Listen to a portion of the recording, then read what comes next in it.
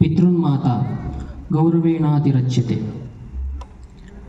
A teacher should inspire a child to reach the academic success. A parent should inspire their child to use their success in a way that influences positive change in the world.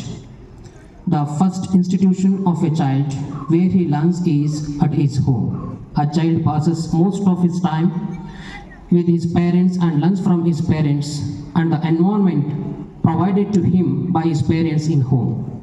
Parents play a vital role in the education of their child, whatever child's age is.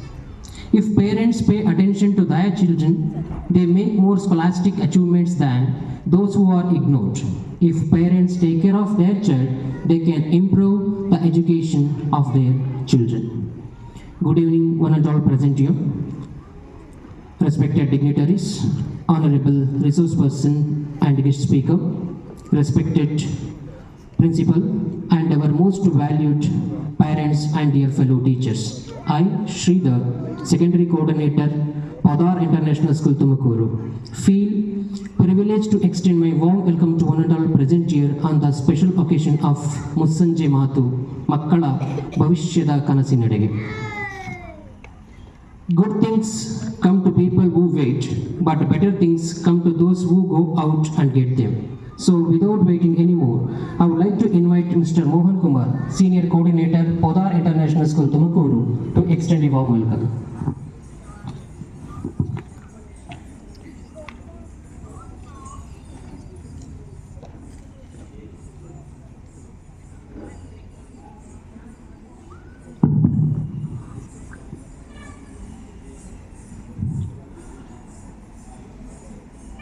All parents set out with expectations, hopes, dreams for their child. When a child is diagnosed with a health problem, these aspirations are altered.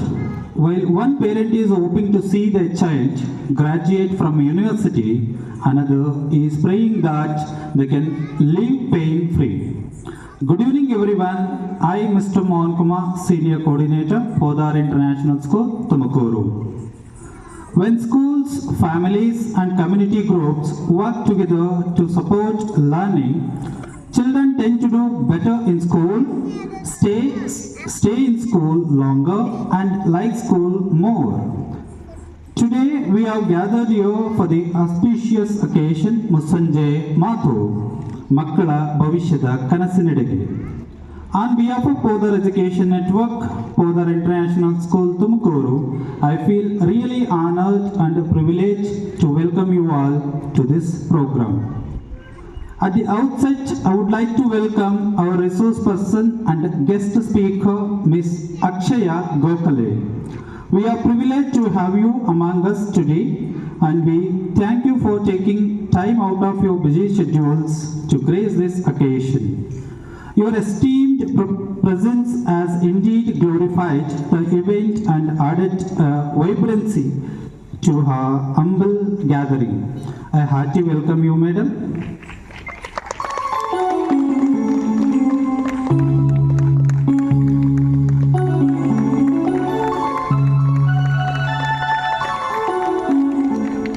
Positive leaderships make it a joy to work on all kinds of tasks. With great pleasure, I would like to welcome our respected principal, Dr. Lava MB. He is an efficient leader who guides the students towards the academic excellence through compassion, dedication, and selfless service. We welcome you, sir.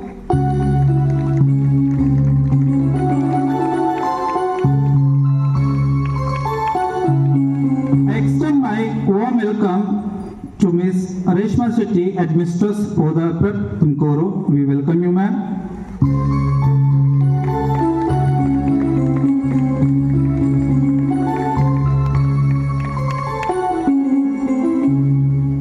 Parent love is the only love that is truly selfless, unconditional and forgiving. With immense pleasure, on behalf of our school, we welcome all the highly esteemed parents. We do cherish your partnership and collaboration in all endeavors of our life. We treasure your love and concern towards our institution. We welcome you all. Finally, I would like to welcome all the coordinators, teaching and non-teaching staff of Podar International School, Tumakuru. Welcome you all. Thank you.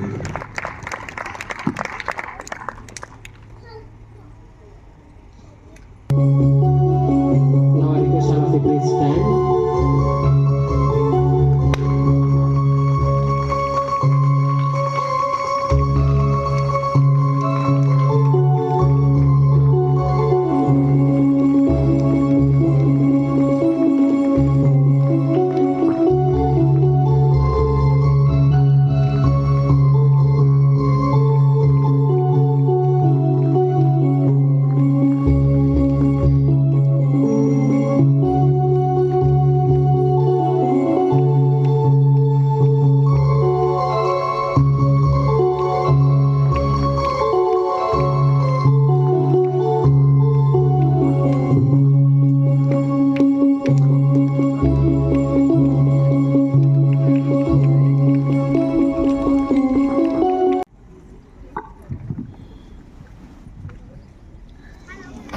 May the darkness of ignorance be swept away by the dawn of self-realization. I now request Mr. Prem Kumar sir, our art and craft teacher, to present an invocation song for a pious listening.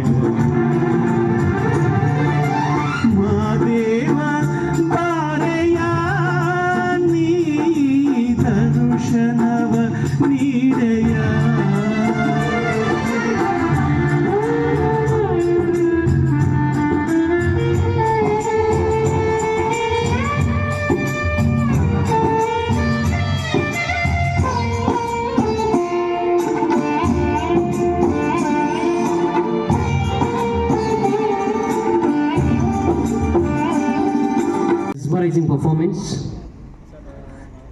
We all accept the fact that learning is a lifelong process of keeping abreast of change. And the most pressing task is to teach people how to learn. I now invite Ms. Reshma Shetty, Headmistress Podar Prep, to come on the dais and introduce our resource person to everyone present here.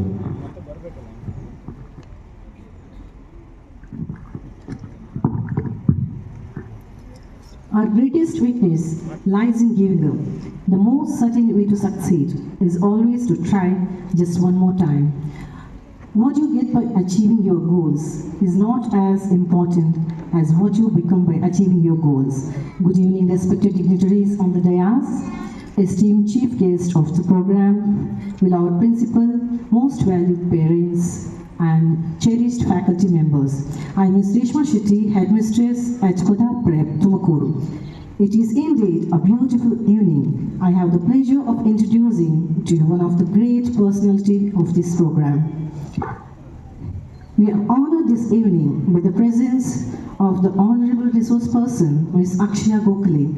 Ms. Akshaya Gokhale is currently a lecturer of Department of Physics.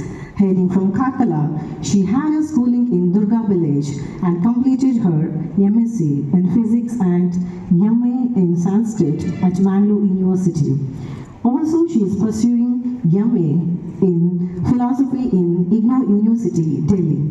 As a resource person and CET trainer, she has conducted many training sessions and she has played a role as freelance columnist. She has attended many youth-oriented programs as a guest speaker. The two mottos that she follows are "Teach me to fish" and "Every day is a new day." We are really honored and blessed by your presence. Once again, a hearty welcome to you, madam. Thank you, one and all.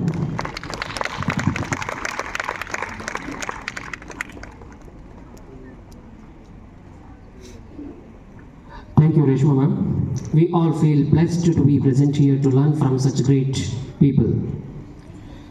Sarva Tirthamayi Mata, Sarva Devamaya Pita, Mataram Pitaram Chaiva Yastu Kuryatram Takshinam. Really, parents are the bridge, communicators between school and children, so that we can improve our standards and make the teaching and learning process interactive, so that students will be actively involved and the result will be the all-round development of the students. To run any institution, it needs a dynamic leadership. Our Podar International School is headed by one such energetic and passionate leader, Dr. Lava MB, the principal, Podar International School, Tumakuru. I now joyfully welcome you to address the gathering, sir.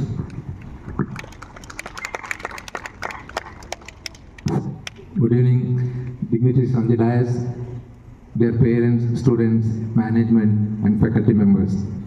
As a presidential address, I'll take only 1 minute. You know that you have to wait for another 1.5 hour. Continuous speech will be there. You know that art of parenting, it's an intricate tapestry woven with lots of love, affection, care. You are nurturing your kid, but what we say is whether our child is moving in the right direction, whether we are able to give all the facilities, we are able to give moral support, all the things. It's very crucial thing we have to think.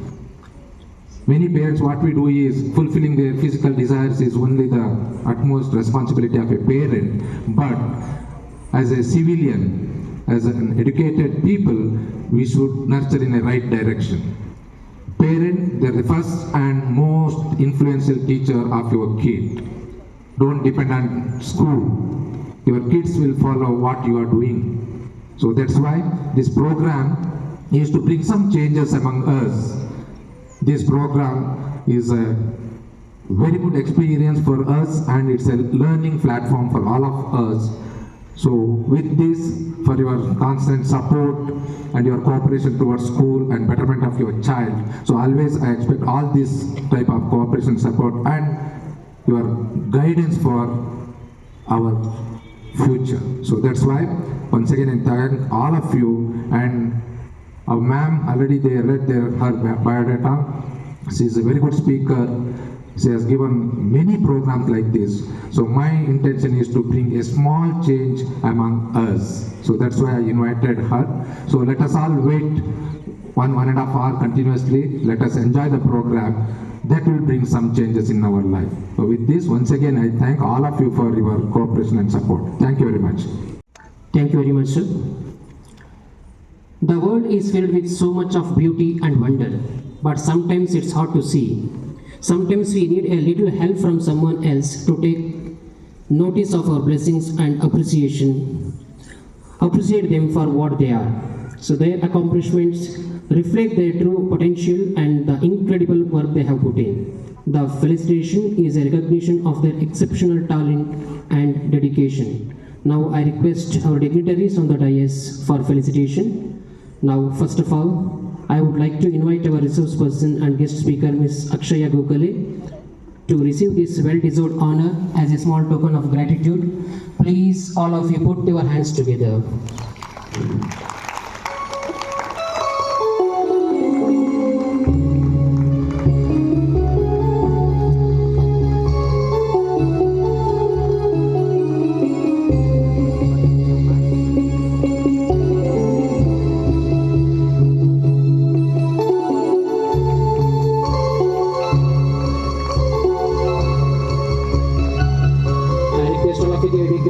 us Mr. Manjunath sir. He is a vendor providing bus drivers, housekeeping staff, security guards, etc. He has been with us for 9 years. He is a well-wisher, very good supporter. Your contribution to the school and your respective fields set a benchmark. Please give him a big round of applause. I request sir to please come on the stage.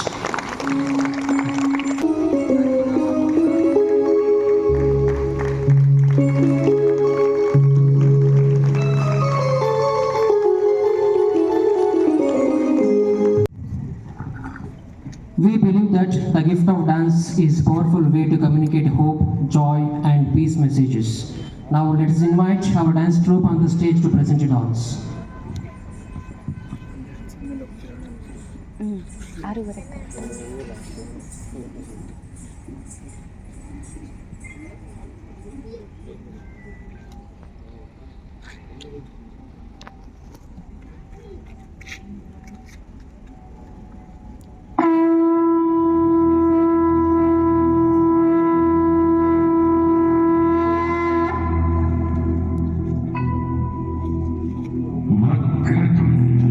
महाकाय सूर्यकोटि समप्रभ निर्विघ्नं कुरु मे देव सर्वकार्येषु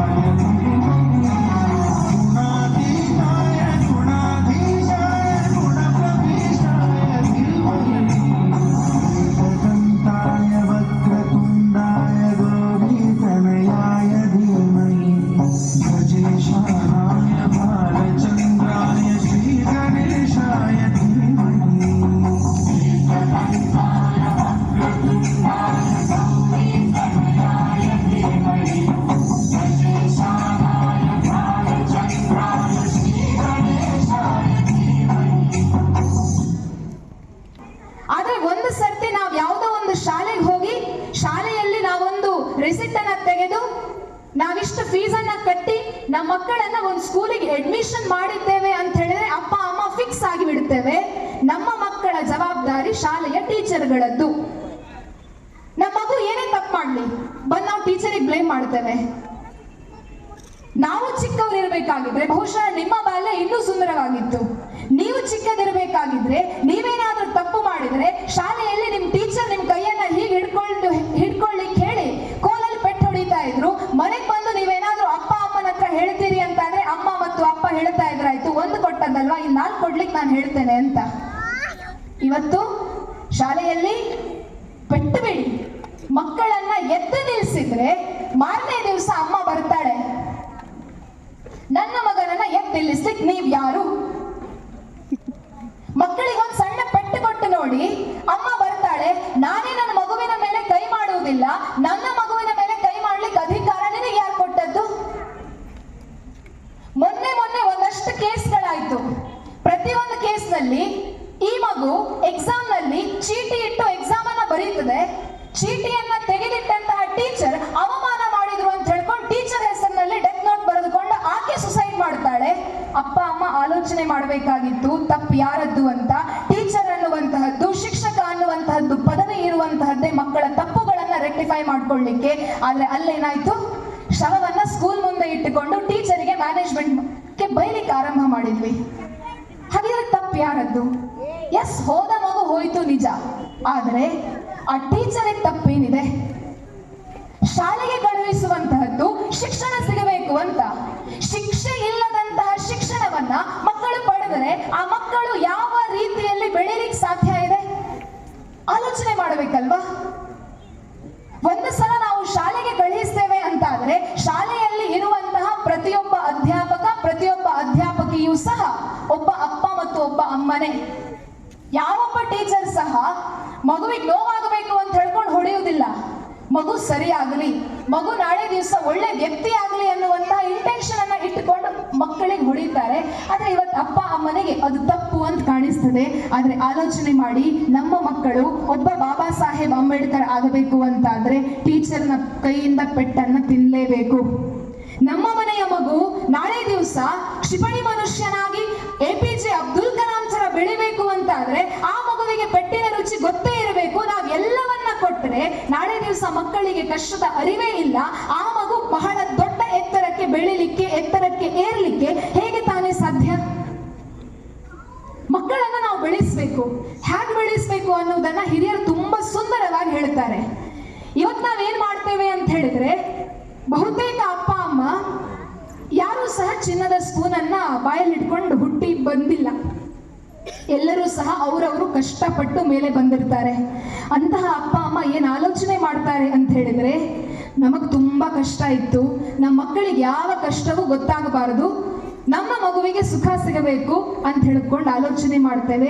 ನಮ್ಮ ಮಕ್ಕಳಿಗೆ ಆಸ್ತಿ ಕೊಡ್ತೇವೆ, ನಮ್ಮ ಮಕ್ಕಳಿಗೆ ನಮ್ಮಲ್ಲಿರುವಂತಹ ಹಣವನ್ನ ಕೊಡ್ತೇವೆ, ನಮ್ಮ ಮಕ್ಕಳಿಗೆ ಯಾವುದೇ ರೀತಿಯ ತೊಂದರೆ ಆಗಬಾರದು ಅಂತ ಹೇಳಿ ಸೆಕೆ ಜೋರಿದೆ, SSLC PUC ಎಕ್ಸಾಮ್ ಬರೀಬೇಕು, ನೀಟ್ ಎಕ್ಸಾಮ್ ಬರೀಬೇಕು, ಇನ್ನು ಸೆಕೆ ಜಾಸ್ತಿ ಆದ್ರೆ ಅಂತ ಹೇಳ್ಕೊಂಡು ಅಂಗಡಿಗೆ ಹೋಗಿ AC ಅನ್ನು ಪ್ರೊವೈಡ್ ಮಾಡ್ತೇವೆ, ಚಳಿ ಜಾಸ್ತಿ ಇದೆ ಅಂತ ಹೇಳಿದ್ರೆ ಹೀಟರ್ ಅನ್ನು ಹಾಕ್ತೇವೆ. ಅಂತಹ ಅಪ್ಪ ಅಮ್ಮ ಮಕ್ಕಳಿಗೆ ಇದು ಅನಿವಾರ್ಯವೋ ಇಲ್ಲವೋ ಅನ್ನುವಂತಹ ಆಲೋಚನೆಯನ್ನೇ ಮಾಡದೆ ಕೇಳಿದಂತಹ ಎಲ್ಲವನ್ನ ಕೊಡ್ತೀರಲ್ವಾ?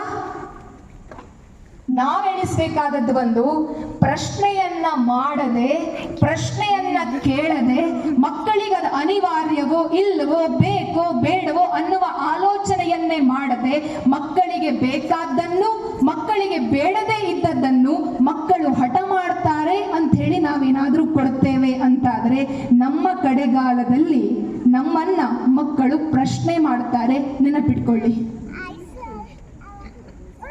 ಮಕ್ಕಳಿಗೆ ಏನನ್ನ ಕೊಡಬೇಕು, ಮಕ್ಕಳಿಗೆ ಎಷ್ಟನ್ನ ಕೊಡಬೇಕು, ಮಕ್ಕಳನ್ನ ಯಾವಾಗ ಯಾವ ರೀತಿಯಲ್ಲಿ ಬೆಳೆಸಬೇಕು ಅನ್ನುವಂತ ಒಂದು ಸಣ್ಣ ಆಲೋಚನೆ ಇರಬೇಕು.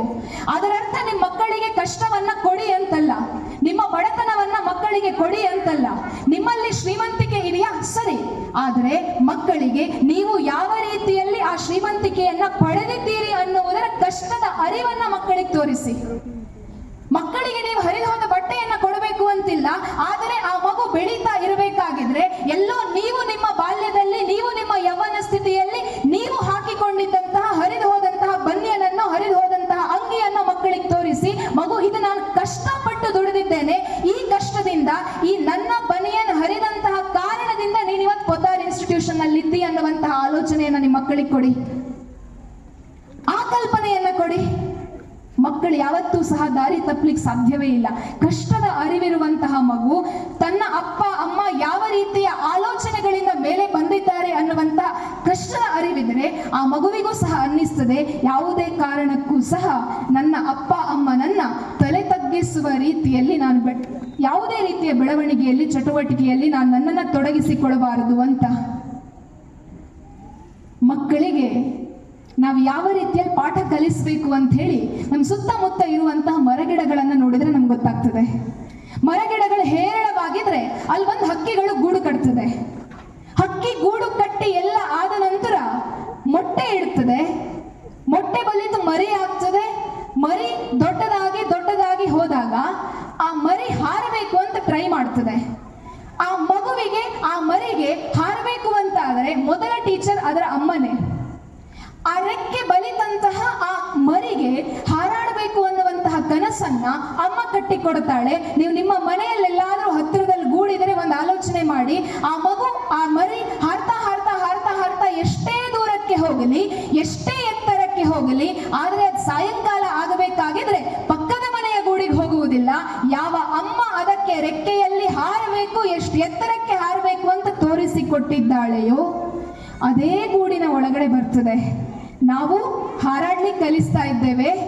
ಎಷ್ಟು ಎತ್ತರಕ್ಕೆ ಹಾರಾಡ್ಲಿಕ್ಕೆ ಕಲಿಸ್ತಾ ಇದ್ದೇವೆ ಅಂತ ಹೇಳಿದ್ರೆ, ದೊಡ್ಡ ದೊಡ್ಡ ಇನ್ಸ್ಟಿಟ್ಯೂಷನ್ ಅಲ್ಲಿ ಎಂಜಿನಿಯರಿಂಗು ಅಥವಾ MBBS ಇನ್ನೊಂದು ಮತ್ತೊಂದು ಎಲ್ಲ ಮಾಡ್ತೇವೆ, ಹಾರಾಡ್ಲಿಕ್ಕೆ ಕಲಿಸ್ತೇವೆ. ಹೇಗೆ ಹಾರಾಡ್ಲಿಕ್ಕೆ ಕಲಿಸ್ತೇವೆ ಅಂತ ಹೇಳಿದ್ರೆ, ಇಲ್ಲಿಂದ ನೇರವಾಗಿ ನಾವು ಬೆಂಗಳೂರು ಏರ್ಪೋರ್ಟಿಗೆ ಹೋಗಿ ಏರ್ಪೋರ್ಟ್ ನಲ್ಲಿ ನಮ್ಮ ಮಗುವನ್ನ ಒಂದು ಪ್ಲೇನ್ ನಲ್ಲಿ ಕೂತ್ಕೊಳಿಸಿ, ಮಗು ನೀನು ಅಮೆರಿಕಾಗೆ ಹೋಗು ಅನ್ನುವಂತಹ ಹಾರಾಟವನ್ನ ಕಲಿಸ್ತಾ ಇದ್ದೇವೆ. ತಪ್ಪು ಅಂತ ನಾನು ಹೇಳ್ತಾ ಇಲ್ಲ. ನೀವು ಅಮೆರಿಕಕ್ಕಲ್ಲ, ದುಬೈಗಲ್ಲ, ಪ್ರಪಂಚದ ಯಾವ ಮೂಲೆಗೆ ಬೇಕಿದ್ರೂ ಕೂಡ ಕಳಿಸಿ. ಆದರೆ ಎಲ್ಲೆಲ್ಲೆಲ್ಲೆಲ್ಲೋ ಹಾರುವಂತಹ ಹಕ್ಕಿ ಅಮ್ಮ ಒಂದು ಸರ್ತಿ ಕೂಗಿದ್ರೆ ಸಾಕು, ಎಲ್ಲಿದ್ರೂ ಸಹ ಆ ಹಕ್ಕಿಯ ಮರಿಗಳು ಗೂಡಿಗೆ ಬಂದು ಅಮ್ಮನನ್ನ ತಮ್ಮ ರೆಕ್ಕೆಯಿಂದ ಆಲಿಂಗನ ಮಾಡಿಕೊಳ್ತವೆ. ನಮ್ಮ ಮಕ್ಕಳು ಹುಬ್ಬಳ್ಳಿಯಲ್ಲೊಬ್ಬ ತಂದೆ ಹೇಳ್ತಾ ಇದ್ರಾಯ್ತು, ದೊಡ್ಡ ಫ್ಲಾಟ್ ಇದೆ, ಎಷ್ಟು ಬೇಕು ಅಷ್ಟು ದುಡ್ಡಿದೆ, ಬ್ಯಾಂಕ್ ಬ್ಯಾಲೆನ್ಸ್ ಕೂಡ ಇದೆ. ಅವರ ಪಕ್ಕದ ಫ್ಲಾಟ್ ನಲ್ಲಿ ಒಂದು ಫ್ಯಾಮಿಲಿ ಇತ್ತು. ಅಪ್ಪನಿಗೆ ಬೇಕಾದಷ್ಟು ದುಡ್ಡಿತ್ತು, ಒಳ್ಳೆ ಜಾಬ್ ಇತ್ತು, ಅಮ್ಮನಿಗೂ ಸಹ ಜಾಬ್ ಇತ್ತು. ತಮ್ಮ ಮಕ್ಕಳನ್ನ ತುಂಬಾ ಸುಂದರವಾಗಿ ಒಳ್ಳೆ ಇನ್ಸ್ಟಿಟ್ಯೂಷನ್ ಕಳಿಸ್ಬಿಟ್ಟು ಅವ್ರಿಗೆ ಒಳ್ಳೆ ಎಜುಕೇಶನ್ ಅನ್ನ ಕೊಟ್ಟರು. ಎಲ್ಲ ಸರಿ, ಎಲ್ಲ ಆಯ್ತು. ಅವರು ಸಹ ನಮ್ಮ ಹಾಗೆ ಕಲ್ಪನೆಗಳನ್ನ ಇಟ್ಟುಕೊಂಡ್ರು. ನನ್ನ ಮಗ ಭಾರತದಲ್ಲಿ ದುಡ್ದದ್ ಸಾಕು, ನನ್ನ ಮಗ ಇನ್ನು ಅಮೆರಿಕಾಗ್ ಹೋಗಬೇಕು ಅಂತ. ಇಬ್ಬರು ಮಕ್ಕಳಿದ್ರು, ಇಬ್ಬರು ಮಕ್ಕಳನ್ನು ಸಹ ಅಮೆರಿಕಾ ಕಳಿಸಿದ್ರು. ಮನೆಯಲ್ಲೊಬ್ಬ ಅಪ್ಪ ಅಮ್ಮ ಇದ್ದಾರೆ ಅನ್ನುವ ಆಲೋಚನೆಯನ್ನು ಸಹ ಮಾಡದೆ ಅಮೆರಿಕಾದಲ್ಲಿ ಯಾರೋ ಸಿಕ್ಕಿದ್ರು, ಮದುವೆ ಆದ್ರು. ಮದುವೆ ಆದ ನಂತರ ಮನೆಗೆ ಬಂದು ಅಪ್ಪ ಅಮ್ಮನ ಆಶೀರ್ವಾದವನ್ನ ತಗೊಂಡ್ರು. ಅಪ್ಪ ಅಮ್ಮನಿಗೆ ಬೇಸರ ಆಗ್ಲಿಲ್ಲ. ಆ ನಂತರ ವರ್ಷಗಳು ಉರುಳಿದ ಹಾಗೆ ಆ ಮನೆಯಲ್ಲಿದ್ದಂತಹ ಅಮ್ಮ ತೀರ್ಕೊಂಡ್ಬಿಟ್ಲು. ಅಮ್ಮ ತೀರ್ಕೊಳ್ಬೇಕಾಗಿದ್ರೆ ಒಬ್ಬ ಮಗ ಹೇಳಿದ, ಅಪ್ಪ ನೀನು ಸಂಪ್ರದಾಯಸ್ಥ ಕುಟುಂಬದವನು, ನಿನಗೆ ಅಮೆರಿಕಾದಲ್ಲೆಲ್ಲ ಸೆಟ್ ಆಗ್ಲಿಕ್ಕಿಲ್ಲ. ಅದು ಅಲ್ಲದೆ ನನ್ನ ಹೆಂಡತಿ, ನಿನ್ನ ಸೊಸೆ ನಮ್ಮ ಸಂಪ್ರದಾಯಕ್ಕೆ ಸೇರಿದವಳು ಅಲ್ಲ, ನನ್ನ ಮನೆಯಲ್ಲಿ ನಿನ್ ಕಷ್ಟ ಆಗ್ಬಹುದು, ತಮ್ಮನ ಮನೆಗೆ ಹೋಗುವಂತ. ತಮ್ಮಂದು ಇನ್ನೊಂದು ಕಥೆ, ನಾವಿಬ್ಬರು ಬೆಳಗ್ಗಿನಿಂದ ರಾತ್ರಿವರೆಗೆ ಇರುವುದಿಲ್ಲ, ನೀನೊಬ್ಬರೇ ಮನೆಯಲ್ಲಿ ಏನ್ ಮಾಡ್ತಿ, ನೀನ್ ಇಲ್ಲೇ ಇರು ಅಥವಾ ಇಲ್ಲೇ ಇಲ್ಲಾದ್ರೂ ವೃದ್ಧಾಶ್ರಮಕ್ಕೆ ಸೇರಿಸ್ತೇವೆ, ಹೇಗೂ ನಿನ್ನ ಅಕೌಂಟ್ ಅಲ್ಲಿ ಬ್ಯಾಲೆನ್ಸ್ ಇದೆ, ನಮಗೆ ಯಾರಿಗೂ ಸಹ ಅದು ಬೇಡ ಅಂತ. ಸರಿ, ಅಪ್ಪ ಹೇಳ್ತಾನೆ, ರೆಕ್ಕೆ ಬಲಿತಾಗಿದೆ, ನೀವು ಹೋಗಿ ಆಗಿದೆ, ಸರಿ ಕಣ್ರಪ್ಪ, ನೀವು ನಿಮ್ಮ ಉದ್ಯೋಗವನ್ನ, ನಿಮ್ಮ ಜೀವನವನ್ನ ನೋಡ್ಕೊಳ್ಳಿ ಅಂತ. ಅಜ್ಜ ಅದೇ ಫ್ಲಾಟ್ ನಲ್ಲಿ ಒಬ್ಬಂಟಿಯಾಗಿರ್ತಾರೆ. ಅಕ್ಕಪಕ್ಕದವರ ಮನೆಯ ಜೊತೆಯಲ್ಲಿ ತುಂಬಾ ಸುಂದರವಾಗಿ ದಿನವನ್ನ ಕಳೀತಾರೆ. ಒಂದು 2-3 ದಿವಸ ಪ್ರತಿದಿನ ಬೆಳಗ್ಗೆ ಬರ್ತಾ ಇದ್ದಂತಹ ಆ ಅಜ್ಜ ಕಾಣಲಿಲ್ಲ. ಕೆಳಗಡೆ ಇದ್ದಂತಹ ಸೆಕ್ಯೂರಿಟಿ ಗಾರ್ಡ್ ಫ್ಲಾಟ್ ಅಪಾರ್ಟ್ಮೆಂಟ್ ಓನರಿಗೆ ಕಾಲ್ ಮಾಡಿ ಹೇಳ್ತಾರಂತೆ, ಆ ಅಜ್ಜ 3 ದಿವಸದಿಂದ ಬರ್ತಾ ಇಲ್ಲ, ಏನಾದ್ರೂ ಸಮಸ್ಯೆಯಾ ಅಂತ. ಓನರಿಗೆ ಗೊತ್ತಿಲ್ಲ, ಅಲ್ಲೇ ನೋಡಿ ಏನಾದ್ರು ಅಂತ ಹೇಳ್ಕೊಂಡು ಹೇಳ್ತಾರೆ. ಸೆಕ್ಯೂರಿಟಿ ಅದನ್ನ ತೀರಾ ದೊಡ್ಡದಾಗಿ ತಗೊಳ್ಳಿಲ್ಲ. ಅದೇ ದಿವಸ ಸಂಜೆ ಆ ಅಜ್ಜನ ಆ ಫ್ಲಾಟ್ನ ಕೆಳಗಡೆಯಲ್ಲಿದ್ದಂತಹ ಫ್ಲಾಟ್ನ ಒಡತಿ ಸ್ನಾನಕ್ಕೆ ಅಂತೇಳಿ ಹೋಗಬೇಕಾಗಿದ್ರೆ ಅವಳಿಗೆ ಏನೋ ಒಂದು ಸ್ಮೆಲ್ ಬರ್ಲಿಕ್ಕೆ ಆರಂಭ ಆಯಿತು. ಆಕೆ ತನ್ನ ಸುತ್ತಲಿನ ಫ್ಲಾಟ್ನವರಲ್ಲಿ ಕೇಳ್ತಾರೆ, ಆ ಒಂದು ರೋದಲ್ಲಿ ಎಷ್ಟು ಮನೆಗಳಿತ್ತು, ಅಲ್ಲಿ ಮಾತ್ರ ಆ ಸ್ಮೆಲ್ ಬರ್ತಾ ಇತ್ತು, ಆಚೆ ಈಚೆ ಎಲ್ಲೂ ಬರ್ತಾ ಇರಲಿಲ್ಲ. ಕಂಪ್ಲೇಂಟ್ ಹೋಯ್ತು. ಆಗ ಸೆಕ್ಯೂರಿಟಿ ಹೇಳ್ತಾರೆ, ಅಜ್ಜ ಕಾಡದೆ 3 ದಿವಸ ಆಯಿತು ಅಂತ. ಸರಿ, ಎಲ್ಲರೂ ಅಜ್ಜನ ಮನೆಗೆ ಹೋಗ್ತಾರೆ. ಹೊರಗಡೆಯಿಂದ ಲಾಕ್ ಇರಲಿಲ್ಲ, ಬಾಗಿಲು ತಡ್ತಾರೆ, ಒಳಗಡೆಯಿಂದ ತೆಗೀಲಿಕ್ಕೆ ಜನ ಇಲ್ಲ. ಕಾಲ್ ಮಾಡ್ತಾರೆ, ಪೊಲೀಸರು ಬರ್ತಾರೆ, ಮಗನಿಗೆ ಕಾಲ್ ಹೋಗ್ತದೆ, ಗೊತ್ತಿಲ್ಲ ಎಲ್ಲಿದ್ದಾರೆ ಅಂತ. ನಾವಂತೂ ಅವ್ರಿಗೆ ಫೋನ್ ಮಾಡುವುದಿಲ್ಲ, ನೀವೇ ಬಾಗಿಲು ತೆಗೆದು ನೋಡಿ ಏನಾಗಿದ್ದಾರೆ ಅಂತ ಹೇಳ್ತಾರೆ. ಈ ಅಜ್ಜನನ್ನ ಹುಡುಕ್ಬೇಕಾಗಿದ್ರೆ ಅಜ್ಜ ಅವರ ಮನೆಯ ಬಾತ್ರೂಮ್ನಲ್ಲಿ ಶವವಾಗಿ ಇದ್ರು. ಹೆಣ ಕೊಳೆತು ಹೋಗಿ ಹುಳುಗಳು ಬರ್ಲಿಕ್ಕೆ ಆರಂಭ ಆಗಿತ್ತು. ಅಲ್ಲಿಂದ ಪೊಲೀಸ್ ಮಕ್ಕಳಿಗೆ ಕಾಲ್ ಮಾಡ್ತಾರೆ, ಹೀಗೀಗೆ ಆಗಿದೆ, ಅಂತಿಮ ಸಂಸ್ಕಾರಕ್ಕಾದ್ರೂ ಬನ್ನಿ ಅಂತ. ಮಕ್ಕಳು ಹೇಳ್ತಾರೆ, ನಮಗಪ್ಪಂದೇನೂ ಬೇಡ, ನಮಗಂತೂ ಬರ್ಲಿಕ್ಕೆ ಸಾಧ್ಯ ಇಲ್ಲ, ಮಕ್ಕಳಿಗೆ ಎಕ್ಸಾಮ್ ಇದೆ, ಹೆಂಡತಿ ಕೆಲಸ ಇದೆ, ನೀವೇ ನನ್ನ ಅಪ್ಪನ ಅಂತಿಮ ಸಂಸ್ಕಾರವನ್ನ ಮಾಡಿಬಿಡಿ ಅಂತ. ಅದೆಲ್ಲ ಆಗಿ 1 ವಾರದ ನಂತರ ಬಂದ್ರಂತೆ. ಅಪ್ಪನ ಅಕೌಂಟ್ನಲ್ಲಿ ಬ್ಯಾಲೆನ್ಸ್ ಇತ್ತಲ್ಲ, ಬ್ಯಾಂಕ್ ಬ್ಯಾಲೆನ್ಸ್ ಇತ್ತು. ಬ್ಯಾಂಕ್ ಬ್ಯಾಲೆನ್ಸ್ ಅನ್ನ ತಗೊಂಡು ಹೋಗ್ಲಿಕ್ಕೆ ಆ 2 ಮಕ್ಕಳು ಸಹ ಬಂದ್ರು. ನಾವು ಆಲೋಚನೆ ಮಾಡಬೇಕಾಗಿದೆ, ಒಂದು ವೇಳೆ ನಮ್ಮ ಮಕ್ಕಳಿಗೆ ನಾವು ಕೊಡುವಂತಹ, ಮನೆಯಲ್ಲಿ ಕೊಡುವಂತಹ ಸಂಸ್ಕಾರ, ನಮ್ಮ ಮನೆಯಲ್ಲಿ ಕೊಡುವಂತಹ ಮೌಲ್ಯಗಳು ಅದು ಸರಿ ಇಲ್ಲ ಅಂತಾದರೆ, ನಾಳೆ ದಿವಸ ನಮ್ಮ ಮನೆಯ ಮಕ್ಕಳು ರೆಕ್ಕೆ ಬಂದ ಕೂಡಲೇ ಅಮೆರಿಕಾಗೆ ಹಾರಿ ಹೋಗ್ತಾರೆ. 1-2-3 ವರ್ಷಗಳ ಕಾಲ ನಮಗೆ ಡಾಲರ್ಸ್ಗಳಲ್ಲೋ ಯೂರೋಗಳಲ್ಲೋ ಹಣವನ್ನು ಕಳಿಸಬಹುದು. ಆದರೆ ಒಬ್ಬ ಅಪ್ಪ ಅಮ್ಮನಿಗೆ ಬೇಕಾಗಿರುವಂತಹದ್ದು, ತಾವು ಕಣ್ಣು ಮುಚ್ಚುವಾಗ ಗಂಗಾಜಲವನ್ನ ಕೊಡ್ಲಿಕ್ಕೊಬ್ಬ ಮಗ ಅಥವಾ ಮಗಳು. ಆದರೆ ನಾವು ಆ ಸಂಸ್ಕಾರವನ್ನ, ಆ ಬೇರುಗಳನ್ನ ಗಟ್ಟಿ ಮಾಡಲಿಲ್ಲ ಅಂತಾದರೆ ನಮ್ಮ ಮಕ್ಕಳು ನಮ್ಮ ಕೈಗೆ ಸಿಗಲಿಕ್ಕೆ ಸಾಧ್ಯ ಇಲ್ಲ. ಪರಿಸ್ಥಿತಿ ಯಾಕೆ ಹೀಗಾಗಿದೆ ಅಂತ ಹೇಳಿದ್ರೆ ಆಲೋಚನೆ ಮಾಡೋಣ. ನಾವು ಚಿಕ್ಕವರಿರ್ಬೇಕಾಗಿದ್ರೆ ತಿನ್ಲಿಕ್ಕೆ ಈಗಿನ ಹಾಗೆ ಪಿಜ್ಜಾ, ಬರ್ಗರ್, ಸಮೋಸ ಅಥವಾ ಇನ್ನೇನೇನೋ ಇರಲಿಲ್ಲ. ಮನೆಯಲ್ಲಿ ಅಮ್ಮನಿಗೆ ಸಿಗ್ತಾ ಇದ್ದದ್ದು ರಾಗಿ ರೊಟ್ಟಿಯೋ, ಜೋಳದ ರೊಟ್ಟಿಯೋ, ಅನ್ನವೋ, ಸಾರೋ, ಪಲ್ಯವೋ, ಗಂಜಿಯೋ. ಹೇಗೆ ಊಟ ಮಾಡ್ತಾ ಇದ್ವಿ? ಮನೆಯಲ್ಲಿ 4 ಜನ ಇರಲಿ, 40 ಜನ ಇರಲಿ, ಅಡಿಗೆ ಮಾಡಿ ಆದ ನಂತರ ಅಷ್ಟೂ ಜನ ಒಟ್ಟಿಗೆ ಕೂತ್ಕೊಂಡು ಆ ಇಡೀ ದಿವಸದ ಮಾತುಕತೆಗಳನ್ನ ಮಾಡಿಕೊಂಡು ನಮ್ಮ ಪ್ರೀತಿಯನ್ನ ಹಂಚಿಕೊಂಡು ಊಟ ಮಾಡ್ತಾ ಇದ್ವಾಯ್ತು. ಇವತ್ತು ಮನೆಗಳು ದೊಡ್ಡದಾಗಿದೆ. ಹಿಂದಿನ ಮನೆಗಳಲ್ಲಿ ನೆಲಕ್ಕೆ ಸೆಗಣಿ ಇದ್ದಿರಬಹುದು, ಮನಸ್ಸು ಅತಿ ಅಮೂಲ್ಯವಾಗಿತ್ತು. ಇವತ್ತು ನೆಲಕ್ಕೆ ಮೊಸಾಯಿಕ್ ಬಂದಿದೆ, ಟೇಲ್ಸ್ ಬಂದಿದೆ, ಆದರೆ ಮನಸ್ಸುಗಳು ಸೆಗಣಿ ಹಿಡಿದು ಹೋಗಿದೆ. ಊಟ ಮಾಡ್ತೇವೆ ಇವತ್ತು ಸಹ. ಅಮ್ಮ ಅಡಿಗೆ ಮಾಡ್ತಾಳೆ, ಅಮ್ಮ ಅಡಿಗೆ ಮಾಡಿ ಸಾಯಂಕಾಲ 7 ಗಂಟೆಗೆ, ಇವತ್ತು ಭಾಗ್ಯಲಕ್ಷ್ಮಿ ಸೀರಿಯಲ್ ನಲ್ಲಿ ಏನೋ ತಾಂಡವ್ ಮತ್ತು ಲಕ್ಷ್ಮಿಗೇನೋ ಒಂದು ಕ್ಲಾಶ್ ಆಗಿದೆ ಅಂತಲ್ಲ, ಭಾಗ್ಯನಿಗೇನೋ ಕ್ಲಾಶ್ ಆಗಿದೆಯಲ್ವಾ, ನೋಡ್ಬೇಕಲ್ವಾ? ಅಮ್ಮ ತಟ್ಟೆ ಹಿಡ್ಕೊಂಡು ಬರ್ತಾಳೆ. ಸೀತಾರಾಮ ಕಲ್ಯಾಣದಲ್ಲಿ ಸಿಹಿ ಹೋಗ್ತಾಳ ಇಲ್ವಾ? ಸೀತಾ ಮತ್ತು ರಾಮನ ಕಲ್ಯಾಣಕ್ಕೆ ಕ್ಯೂರಿಯಾಸಿಟಿ. ಅಮ್ಮ ಊಟ ಮಾಡ್ತಾಳೆ, ತಟ್ಟೆ ತಗೊಂಡ್ ಬರ್ತಾಳೆ, ಟಿವಿ ಮುಂದೆ ಕುತ್ಕೊಳ್ತಾಳೆ. ಅಪ್ಪ IPL ಮ್ಯಾಚ್ ಆಗಿದೆ, ಒಂದ್ ಕಡೆಯಲ್ಲಿ ಹೆಂಡತಿ ಸೀರಿಯಲ್ ನೋಡ್ತಾ ಇದ್ದಾಳೆ, ಗಂಡ ಏನ್ ಮಾಡ್ತಾನೆ, ಹಣ ಇದೆ, ರೂಮಲ್ಲಿ ಒಂದು ಟಿವಿ ಹಾಕೊಳ್ತಾನೆ, ಗಂಡನು ಸಹ ತಟ್ಟೆ ಹಿಡ್ಕೊಂಡು ಹೋಗ್ತಾನೆ. ಹೇಗೆ ಅಂತ ಹೇಳಿದ್ರೆ IPL ಮ್ಯಾಚ್ ನಲ್ಲಿ ಈ ಸರ್ತಿ ಆದ್ರೂ ನಮ್ಗೆ ಕಪ್ ಬರುತ್ತಾ ಇಲ್ವಾ ನೋಡ್ಬೇಕಲ್ವಾ? ಗಂಡನ ಕುತೂಹಲ. ಮಕ್ಕಳಿಗೆ ನಾವು ಸಪರೇಟ್ ರೂಮ್ ಮಾಡ್ಕೊಟ್ಟಿದ್ದೇವೆ. ನಮ್ಮ ಮಕ್ಕಳು ಕೈಯಲ್ಲೊಂದು ಮೊಬೈಲು, ಅದರಲ್ಲೊಂದು ಯೂಟ್ಯೂಬ್, ತಾವು ತಟ್ಟೆಯನ್ನ ತಗೊಂಡು ಹೋಗ್ತಾರೆ. ಎಲ್ಲಿವರೆಗೆ ಅಂತ ಹೇಳಿದ್ರೆ ಅಮ್ಮ ಮಾಡಿದ್ದು ವೆಜಿಟೇಬಲ್ ಪುಲಾವೋ ಅಥವಾ ಫ್ರೈಡ್ ರೈಸೋ ಅಥವಾ ಇನ್ನೇನೋ ಅಂತ ಹೇಳಿ ಗೊತ್ತೂ ಇಲ್ಲ. ಗಂಜಿಯನ್ನ ಕೊಟ್ಟು ಮಗು ಇದು ಪಲಾವ್ ಅಂತ ಹೇಳಿದ್ರೆ ಮೊಬೈಲ್ ಅನ್ನ ನೋಡ್ತಾ ನೋಡ್ತಾ ಎಸ್ ಇದು ಪಲಾವ್ ಅಂತ ಹೇಳ್ಕೊಂಡು ತಿನ್ನುವಂತಹ ಪರಿಸ್ಥಿತಿ ನಮ್ಮ ಮನೆಯ ಮಕ್ಕಳದ್ದು. ಆಲೋಚನೆ ಮಾಡಬೇಕು. ನಾವು ಬದಲಾಗಲಿಲ್ಲ, ಕಾರಣ ನಮ್ಮ ಅಪ್ಪ ಅಮ್ಮ ಕೊಟ್ಟಂತಹ ಸಂಸ್ಕೃತಿ. ನಮ್ಮ ಮಕ್ಕಳು ಬದಲಾಗ್ತಾ ಇದ್ದಾರೆ, ಅದಕ್ಕೆ ಕಾರಣ ನಾವು ಕೊಡುವಂತಹ ಸಂಸ್ಕಾರ. ನಾವು ನಮ್ಮ ಮನೆ ಮಕ್ಕಳಿಗೆ ಹೇಳ್ತೇವೆ, ಮಗು ಮೊಬೈಲ್ ನೋಡಬೇಡ, ಮಗು ಟಿವಿ ನೋಡಬೇಡ, ಮಗು IPL ಮ್ಯಾಚ್ ನೋಡಬೇಡ, ಕಪ್ ನಮಗೆ ಸಿಗೋದೇ ಇಲ್ಲ, ಮತ್ತೆ ನೋಡಿ ಪ್ರಯೋಜನ ಏನು ಅಂತ. ನಾವ್ಯಾವತ್ತಾದ್ರೂ ಆಲೋಚನೆ ಮಾಡಿದ್ದೇವಾ? ನಾವು ಸಹ ಅದೇ ರೀತಿಯ ಬದುಕನ್ನ ಬಾಳಿದಾಗ ಮಾತ್ರ ನಮ್ಮ ಮನೆ ಮಕ್ಕಳು ಅದನ್ನ ಅನುಸರಿಸ್ಲಿಕ್ಕೆ ಸಾಧ್ಯ ಅಂತ. ನೀವೇ ನಿಮ್ಮನ್ನ ಒಂದ್ಸರ್ತಿ ಆಲೋಚನೆ ಮಾಡಿ. ಬಹುಶಃ ಈಗಿನ 40+ ತಾಯಂದಿರು, ತಂದೆ ಎಲ್ಲ ಏನಿದ್ದೀರಿ, ನಿಮಗೆ ಯಾರು ಸಹ ಹೇಳಿಕೊಡ್ಲಿಲ್ಲ, ಎದ್ದು ಕೂಡಲೇ ನೆಲವನ್ನ ಮುಟ್ಟಬೇಕಾಗಿದ್ರೆ, ನೆಲಕ್ಕೆ ಕಾಲನ್ನ ಕೊಡಬೇಕಾಗಿದ್ರೆ ಅದಕ್ಕೊಂದು ನಮಸ್ಕಾರ ಮಾಡಬೇಕು ಅಂತ. ನಮ್ಮ ಅಪ್ಪ ಅಮ್ಮ ಮಾಡ್ತಾ ಇದ್ರಾಯ್ತು, ಕಾರಣ ನಮಗೆ ಗೊತ್ತಿಲ್ಲ. ನಾವು ಎದ್ದು ನಮ್ಮ ಅಪ್ಪ ಅಮ್ಮನನ್ನ ನೋಡಬೇಕಾಗಿದ್ರೆ ಅಮ್ಮ ಹೇಳುವುದಕ್ಕಿಂತ ಮೊದಲು ಸ್ತೋತ್ರವನ್ನ ಹೇಳ್ತಾ ಇದ್ಲಾಯ್ತು, ಪ್ರಾರ್ಥನೆಯನ್ನ ಮಾಡ್ತಾ ಇದ್ಲ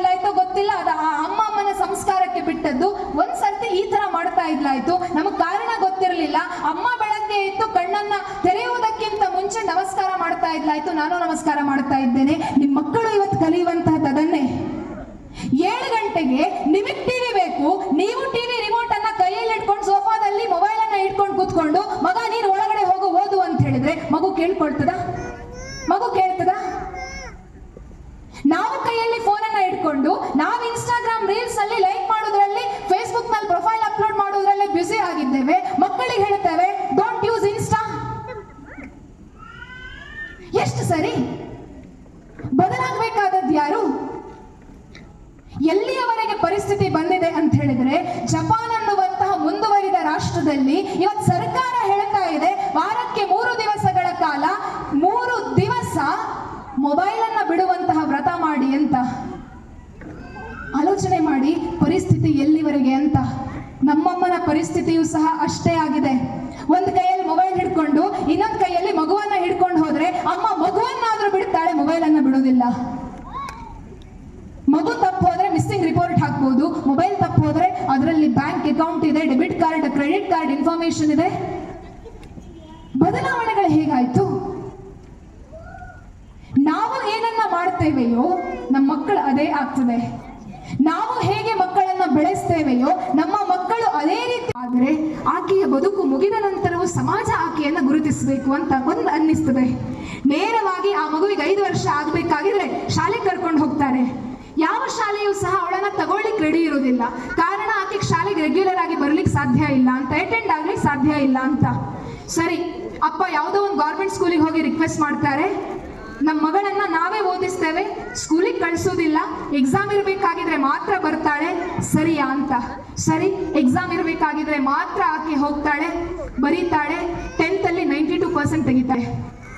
ಹಿಂದೆ ಇದ್ದದ್ದು ಅಪ್ಪ ಅಮ್ಮನ ಶ್ರಮ. ಸರಿ, 10th ಆಯ್ತು. ಮಗಳ ಹತ್ರ ಕೇಳ್ತಾರೆ ನಿನಗೇನಾಗಬೇಕು ಅಂತ. ಸಣ್ಣ ಮಗು ಇರಬೇಕಾಗಿದ್ರೆ ಆಕೆಗೆ ಡಾಕ್ಟರ್ ಆಗಬೇಕು ಅಂತ ಆಸೆ ಇರ್ತದೆ. ನನಗೆ ಡಾಕ್ಟರ್ ಆಗಬೇಕು ಅಂತ ಹೇಳ್ತಾಳೆ. ಸರಿ, ಇವಾಗಿನ ಸೈನ್ಸ್ ಕಾಲೇಜ್ಗಳು ಸರಿ ಇದ್ದವನಿಗೆ ದುಡ್ಡು ಕಾಸು ಏನು ಕೊಟ್ಟರು ನಮ್ಮ ಅಟೆಂಡೆನ್ಸ್ ಇಲ್ಲದೆ ಇದ್ರೆ ನಮ್ಗೆ ಬರೀಲಿಕ್ಕೆ ಬಿಡೋದಿಲ್ಲ. ಅಂತಹ ಸಂದರ್ಭದಲ್ಲಿ ಈ ಹುಡುಗಿಯನ್ನ ಕರ್ಕೊಂಡು ಆ ತಂದೆ ಬೆಳಗಾವಿ, ಬೆಂಗಳೂರು ಅಂತಲ್ಲೆಲ್ಲ ಅಲಿತಾರೆ. ಮಗಳಿಗೊಂದು ಸೀಟ್ ಕೊಡಿ ಅಂತ ಹೇಳ್ತಾರೆ. ಎಲ್ಲ ಇನ್ಸ್ಟಿಟ್ಯೂಷನ್ ಅವ್ರು ಹೇಳುವಂತಹದ್ದು ಒಂದೇ, ಕಾಲ್ ಸರಿ ಇರುವವರಿಗೆ ಸೈನ್ಸ್ ಮಾಡಿ ನೀಟ್ ಬರೆದು ಪಾಸ್ ಆಗ್ಲಿಕ್ಕೆ ಸಾಧ್ಯ ಇಲ್ಲ. ನಿನ್ನ ಮಗಳು ಏನ್ ಅಷ್ಟು ಸಾಧನೆಯನ್ನ ಮಾಡ್ತಾಳೆ ಅಂತ. ಅಪ್ಪ ಚಾಲೆಂಜ್ ಆಗಿ ತಗೊಳ್ತಾರೆ. ಅವರನ್ನ ಒಂದು ಸೈನ್ಸ್ ಇನ್ಸ್ಟಿಟ್ಯೂಷನ್ಗೆ ಸೇರಿಸ್ತಾರೆ. ಸೈನ್ಸ್ ನಲ್ಲೂ ಒಳ್ಳೆ ಮಾರ್ಕ್ಸ್ ಬರ್ತದೆ. ಆನಂತರ ಕಾಂಪಿಟೇಟಿವ್ ಎಕ್ಸಾಮ್ಸ್ ಬರೀತಾರೆ. ಕಾಂಪಿಟೇಟಿವ್ ಎಕ್ಸಾಮ್ಸ್ ನಲ್ಲಿ ಆಕೆಗೆ ಫ್ರೀ ಮೆಡಿಕಲ್ ಸೀಟ್ ಸಿಗ್ತದೆ. ಇವತ್ತು ಆಕೆ ಬಾಗಲಕೋಟೆಯಲ್ಲಿ MD ಮಾಡಿಕೊಂಡು ಡರ್ಮಟಾಲಜಿಸ್ಟ್ ಆಗಿ ತನ್ನದೇ ಆದಂತಹ ಒಂದು ಕ್ಲಿನಿಕ್ ಅನ್ನ ಆಕೆ ಇವತ್ತು ನಡೆಸಿಕೊಂಡು ಹೋಗ್ತಾ ಇದ್ದಾಳೆ ಅಂತಾದ್ರೆ ಆಕೆಯ ಅಪ್ಪನ ಶ್ರಮ ಅದಕ್ಕೆ ಕಾರಣ. ಯಾಕೆ ನಾವು ಸಹ ಒಬ್ಬ ಅಂತಹ ತಂದೆ ಆಗಬಾರದು, ಅಂತಹ ತಾಯಿ ಆಗಬಾರದು? ತಂದೆ ಹೇಳ್ತಾರೆ ಇಲ್ಲಿವರೆಗೆ ಅಂತ ಹೇಳಿದ್ರೆ ಆ ಮಗುವಿಗೆ ಶಾಲೆಗೆ ಹೋದರೆ ಶಾಲೆಯಲ್ಲಿ ಟೀಚರ್ಸ್ ಹೇಳ್ತಾರೆ ನಿನ್ನಿಂದ ಆಗುವುದಿಲ್ಲ, ನೀನೊಂದು ವೇಸ್ಟ್ ಬಾಡಿ. ಡಾಕ್ಟರ್ ಹತ್ರ ಕರ್ಕೊಂಡು ಹೋದ್ರೆ ಡಾಕ್ಟರ್ ಹೇಳ್ತಾರೆ ಇವಳಿಂದ ಏನು ಸಾಧನೆ ಮಾಡ್ಲಿಕ್ಕೆ ಸಾಧ್ಯ ಇಲ್ಲ, ಇಂತಹ ಮಗುವನ್ನ ಹೊತ್ಕೊಂಡು ನೀನು ಯಾಕಪ್ಪ ಬೆಂಗಳೂರಿಗೆ ಹೋಗ್ತಿ, ಒಂದ್ ಕೈಯಲ್ಲಿ ವೀಲ್ ಚೇರು ಇನ್ನೊಂದ್ ಕೈಯಲ್ಲಿ ಆ ಮಗುವಿನ ಬ್ಯಾಗ್, ಇದೆಲ್ಲ ಯಾಕೆ ಬೇಕು ಅಂತ. ಇಲ್ಲಿ ತನಕ ಅಂತ ಹೇಳಿದ್ರೆ ಹೆತ್ತಂತಹ ತಾಯಿಗೆ ಆ ಮಗುವನ್ನ ಶಾಪ ಅಂತ ಹೇಳ್ಕೊಂಡು ಆ ಮಗುವನ್ನ ಕೊಲ್ಲಿಕ್ಕೂ ಹೋದಂತ ಒಂದು ಸಂದರ್ಭ ಇತ್ತಂತೆ. ಅಂತಹ ಮಗು ಇವತ್ತು ಸಾಧನೆಯ ಶಿಖರವನ್ನ ಏರಿ ಕೈ ಕಾಲು ಎಲ್ಲವೂ ಸರಿ ಇರುವಂತಹ ನಮಗೆ ಒಂದು ಆದರ್ಶವಾಗಿ ಬೆಳಿಲಿಕ್ಕೆ ಸಾಧ್ಯ ಆಯಿತು ಅಂತ ಹೇಳಿದ್ರೆ ಅದಕ್ಕೆ ಕಾರಣ ಅದರ ಹಿಂದುಗಡೆ ಇರುವಂತಹ ಅಪ್ಪ ಮತ್ತು ಅಮ್ಮನ ಶ್ರಮ. ಅಂತಹ ಅಪ್ಪ ಅಮ್ಮ ಯಾಕೆ ನಾವಾಗಬಾರದು? ನಮ್ಮದೇ ಭಾರತದಲ್ಲಿ ಆದರ್ಶ್ ಅಲ್ಫೆನ್ಸೋ ಅಂತ ಹೇಳುವಂತ ಒಬ್ಬ ಯುವಕ ಇದ್ದ. ಹೇಗೆ ಅಂತ ಹೇಳಿದ್ರೆ ಇವತ್ತು ನಮ್ಮ ಮನೆಗಳಲ್ಲಿ ನಾವು ಆವರೇಜ್ ಸ್ಟೂಡೆಂಟ್ ಅಂತ ಹೇಳ್ತೇವಲ್ವಾ, ನಾವು ಹಾಗೆ ಹೇಳಬಾರ್ದಂತೆ. ಬಟ್ ಆವರೇಜ್ ಸ್ಟೂಡೆಂಟ್ ಆಗಿದ್ದಂತ ಒಬ್ಬ ಹುಡುಗ. ಆತನನ್ನ ಶಾಲೆಗೆ ಕಳಿಸ್ಬೇಕಾಗಿದ್ರೆ ಶಾಲೆಯಲ್ಲಿ ಆತ ಟೀಚರ್ ಪಾಠ ಮಾಡಬೇಕಾಗಿದ್ರೆ ಈ ಹುಡುಗನಿಗೆ ಮ್ಯಾಥ್ಸು ಸೈನ್ಸು ಏನೂ ಅರ್ಥ ಆಗ್ತಾ ಇರಲಿಲ್ಲ. ಮ್ಯಾಥ್ಸ್ ಅಲ್ಲಿ A+B² ಅಂತ ಹೇಳಿ ಒಂದು ಫಾರ್ಮುಲಾ ಬರೀಬೇಕಾಗಿದ್ರೆ ಈ ಹುಡುಗ A ಮತ್ತು B ಬರೆದು ಅದರೊಂದು ಚಿತ್ರ ಬರಿತಾ ಇದ್ದಂತೆ. ಸೈನ್ಸ್ ನಲ್ಲಿ Einstein's equation, loss of motion ಅಂತ ಹೇಳಿಕೊಂಡು ಡೆಫಿನಿಷನ್ಸ್ ಗಳನ್ನ, ಸ್ಟೇಟ್ಮೆಂಟ್ ಗಳನ್ನ ಬರೀತಾ ಇರಬೇಕಾಗಿದ್ರೆ ಈತ ಆ ಸ್ಟೇಟ್ಮೆಂಟ್ ಗಳ ಅಕ್ಷರವನ್ನ ಇಟ್ಟುಕೊಂಡು ಚಿತ್ರ ಮಾಡ್ತಿದ್ದಂತೆ ಐನ್ಸ್ಟೈನ್ ನದ್ದು. ಶಾಲೆಯಲ್ಲಿ ಕರೆದು ಹೇಳ್ತಾರೆ ಪ್ರಿನ್ಸಿಪಲ್ ಟೀಚರಿಗೆ, ಇಂತಹ ಹುಡುಗನನ್ನ ಇಟ್ಕೊಂಡು ನಮ್ಮಿಂದ ಏನಾದ್ರೂ ಮಾಡ್ಲಿಕ್ಕೆ ಸಾಧ್ಯ ಇದೆಯಾ ಅಂತ. ಇಲ್ಲ ಹೇಳ್ತಾರೆ. ಅಪ್ಪನನ್ನ ಕರೀತಾರೆ, ನಿಮ್ಮ ಮಗುವನ್ನ ಕರ್ಕೊಂಡು ಹೋಗಿ ಅವನಿಂದ ಏನೂ ಸಾಧನೆ ಮಾಡ್ಲಿಕ್ಕೆ ಸಾಧ್ಯ ಇಲ್ಲ ಜೀವನದಲ್ಲಿ ಅಂತ ಹೇಳ್ತಾರೆ. ಅಪ್ಪನಿಗೂ ಸಿಟ್ಟು ಬರ್ತದೆ. ಅಪ್ಪನು ಸರಿ ಮಗುವನ್ನ ಹೊಡಿತಾನೆ. ಆ ನಂತರ ಅಪ್ಪನ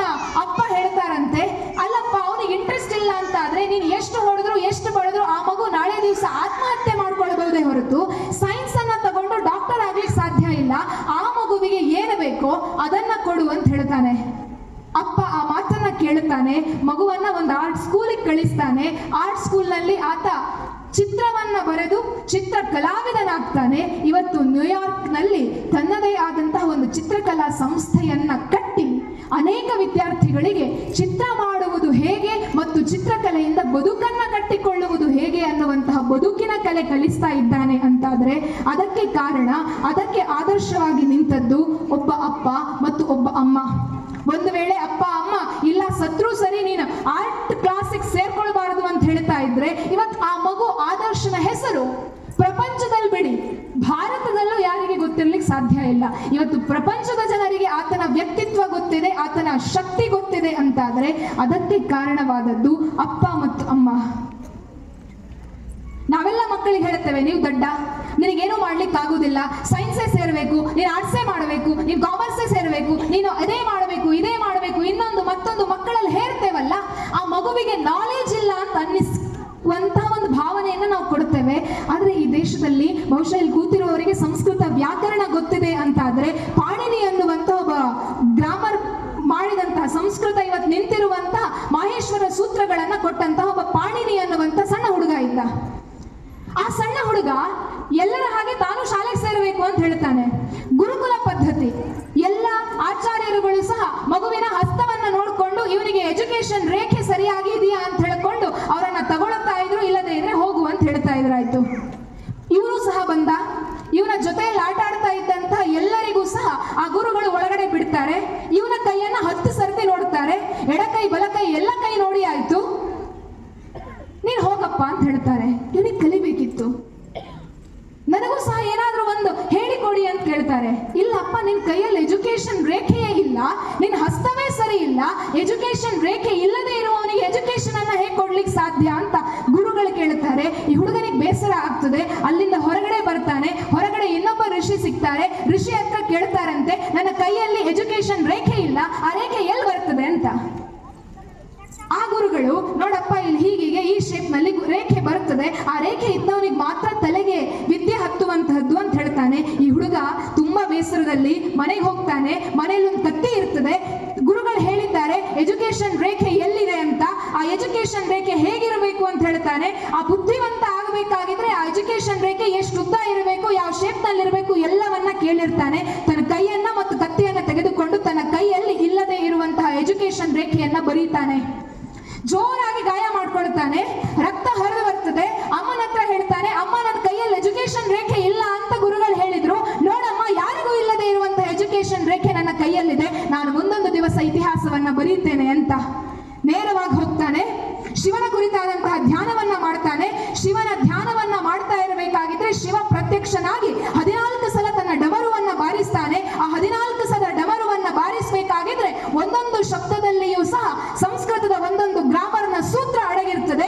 ಐವುಂಡ್ರಲ್ರ ಕೇವೊಂಗ್ ಅಯ್ಯವ್ ಛಯವರಟ್ ನನ್ನ ಮಗಡನಂ ಜಬಂಜ್ ಗಡದಶ್ ಜಬಗಡದಶ್ ಕಪಚರ್ತಿ ಚಡ್ತೌ ಕಪೈ ಶಸ್ವರ್ ಹಲ್ ಅನ್ನುವಂತಹ 14 ಸೂತ್ರವನ್ನ ಗುರುಗಳಿಂದ ದಡ್ಡ ಅಂತ ಅನ್ನಿಸಿಕೊಂಡಂತಹ ಪಾಣಿನಿಗೆ ಬರಲಿಕ್ಕೆ ಆಯ್ತು ಅಂತಾದ್ರೆ ನಿಮ್ಮ ಮನೆಯ ಮಕ್ಕಳು ಯಾರೂ ಸಹ ದಡ್ಡರಲ್ಲ. ಪಾಣಿನಿ ಆಗದೆ ಹೋಗಬಹುದು, ಆದರೆ ಪಾಣಿನಿಗೆ ಸರಿಸಮನಾಗಿ ನಿಲ್ಲುವಂತಹ ಮಗುವಾಗಿ ಆತನನ್ನ, ಆ ಮಗುವನ್ನ ಬೆಳೆಸಲಿಕ್ಕೆ ಯಾಕೆ ನಮ್ಮಿಂದ ಸಾಧ್ಯ ಇಲ್ಲ? ನಿಮಗೆಲ್ಲ ಅರುಣಿಮಾ ಸಿನ್ಹಾ ಅನ್ನುವಂತಹ ಒಬ್ಬ ಅತಿ ಅಪೂರ್ವವಾದಂತಹ ವ್ಯಕ್ತಿತ್ವ ಕೇಳಿರಬಹುದು, ಗೊತ್ತಿಲ್ಲ ನನಗೆ. ಆಕೆ ವಾಲಿಬಾಲ್ ಪ್ಲೇಯರ್, ಅಥ್ಲೀಟ್. ಆಕೆಗೆ ತನ್ನ ವಾಲಿಬಾಲ್ ಆಟ ಆಡ್ಲಿಕ್ಕೆ ಹೋಗಬೇಕಾಗಿದ್ರೆ ಒಂದು ಸಿಗ್ನೇಚರ್ನ ಅವಶ್ಯಕತೆ ಇರ್ತದೆ ಅಂತ ಹೇಳ್ಕೊಂಡು ಟ್ರೈನಲ್ಲಿ ಆಕೆ ಬರ್ತಾ ಇರಬೇಕಾಗಿದ್ರೆ ಟ್ರೈನಲ್ಲಿ ತಾನಿದ್ದಂತಹ ಬೋಗಿಯಲ್ಲಿ ದರೋಡೆಕೋರರು ಯಾವುದೋ ಹೆಂಗಸರನ್ನ ದರೋಡೆ ಮಾಡುವುದನ್ನ ನೋಡ್ತಾಳೆ. ಈಕೆ ಅಥ್ಲೀಟ್, ಗಟ್ಟಿಮುಟ್ಟಾಗಿರ್ತಾಳೆ. ತನ್ನ ಕಣ್ಣ ಎದುರಿನಲ್ಲಿ ದರೋಡೆ ಆದಾಗ ನಾನು ನೋಡಿದ್ರೆ ಅದು ಸರಿಯಲ್ಲ, ಭಾರತೀಯಳಾಗಿ ನಾನು ಮಾಡುವಂತಹ ತಪ್ಪದು ಅಂತ ಹೇಳ್ತಾಳೆ. ಆಲೋಚನೆ ಮಾಡ್ತಾಳೆ, ಅವರ ಜೊತೆಯಲ್ಲಿ ಹೊಡೆದಾಟವನ್ನ ಆರಂಭ ಮಾಡ್ತಾಳೆ. ಆದ್ರೆ ಇದ್ದದ್ದು ಒಬ್ಬ ಅರುಣಿಮಾ ಸಿಂಹ. ದರೋಡೆಕೋರರು ತುಂಬಾ ಜನ ಇದ್ರು, ಅವರೆಲ್ಲರೂ ಸೇರಿ ಅರುಣಿಮಾ ಸಿನ್ಹಾಳನ್ನ ಟ್ರೈನ್ ಇಂದ ಕೆಳಗಡೆ ನೂಕಿ ಬಿಡ್ತಾರೆ. ಆಕೆ ಟ್ರೈನ್ ಇಂದ ಬಿದ್ದು ಇನ್ನೊಂದು ಟ್ರ್ಯಾಕಿಗೆ ಬಂದು ಬೀಳ್ತಾಳೆ. ಆಕೆ ಇನ್ನೊಂದು ಟ್ರ್ಯಾಕಿಗೆ ಬೀಳುವುದಕ್ಕೂ ಆ ಟ್ರ್ಯಾಕ್ ನಲ್ಲಿ ಇನ್ನೊಂದು ಟ್ರೈನ್ ಹೋಗುವುದಕ್ಕೂ ಸರಿಯಾಯಿತು. ಈ ಹುಡುಗಿಯ ಒಂದು ಕಾಲು ಕಟ್ಟಾಗಿ ಹೋಯ್ತು. ರಾತ್ರಿಯ ಹೊತ್ತು ಯಾರೂ ಸಹ ಇರಲಿಲ್ಲ. ಆಕೆ ಬೊಬ್ಬೆ ಹೊಡಿತಾಳೆ, ನೋವಾಗ್ತಾ ಇದೆ, ಏನಾಗಿದೆ ಅಂತ ಗೊತ್ತಿಲ್ಲ. ಏಳಬೇಕು ಅಂತ ಹೇಳ್ಕೊಂಡು ಕೈಯನ್ನ ಊರ್ತಾಳೆ.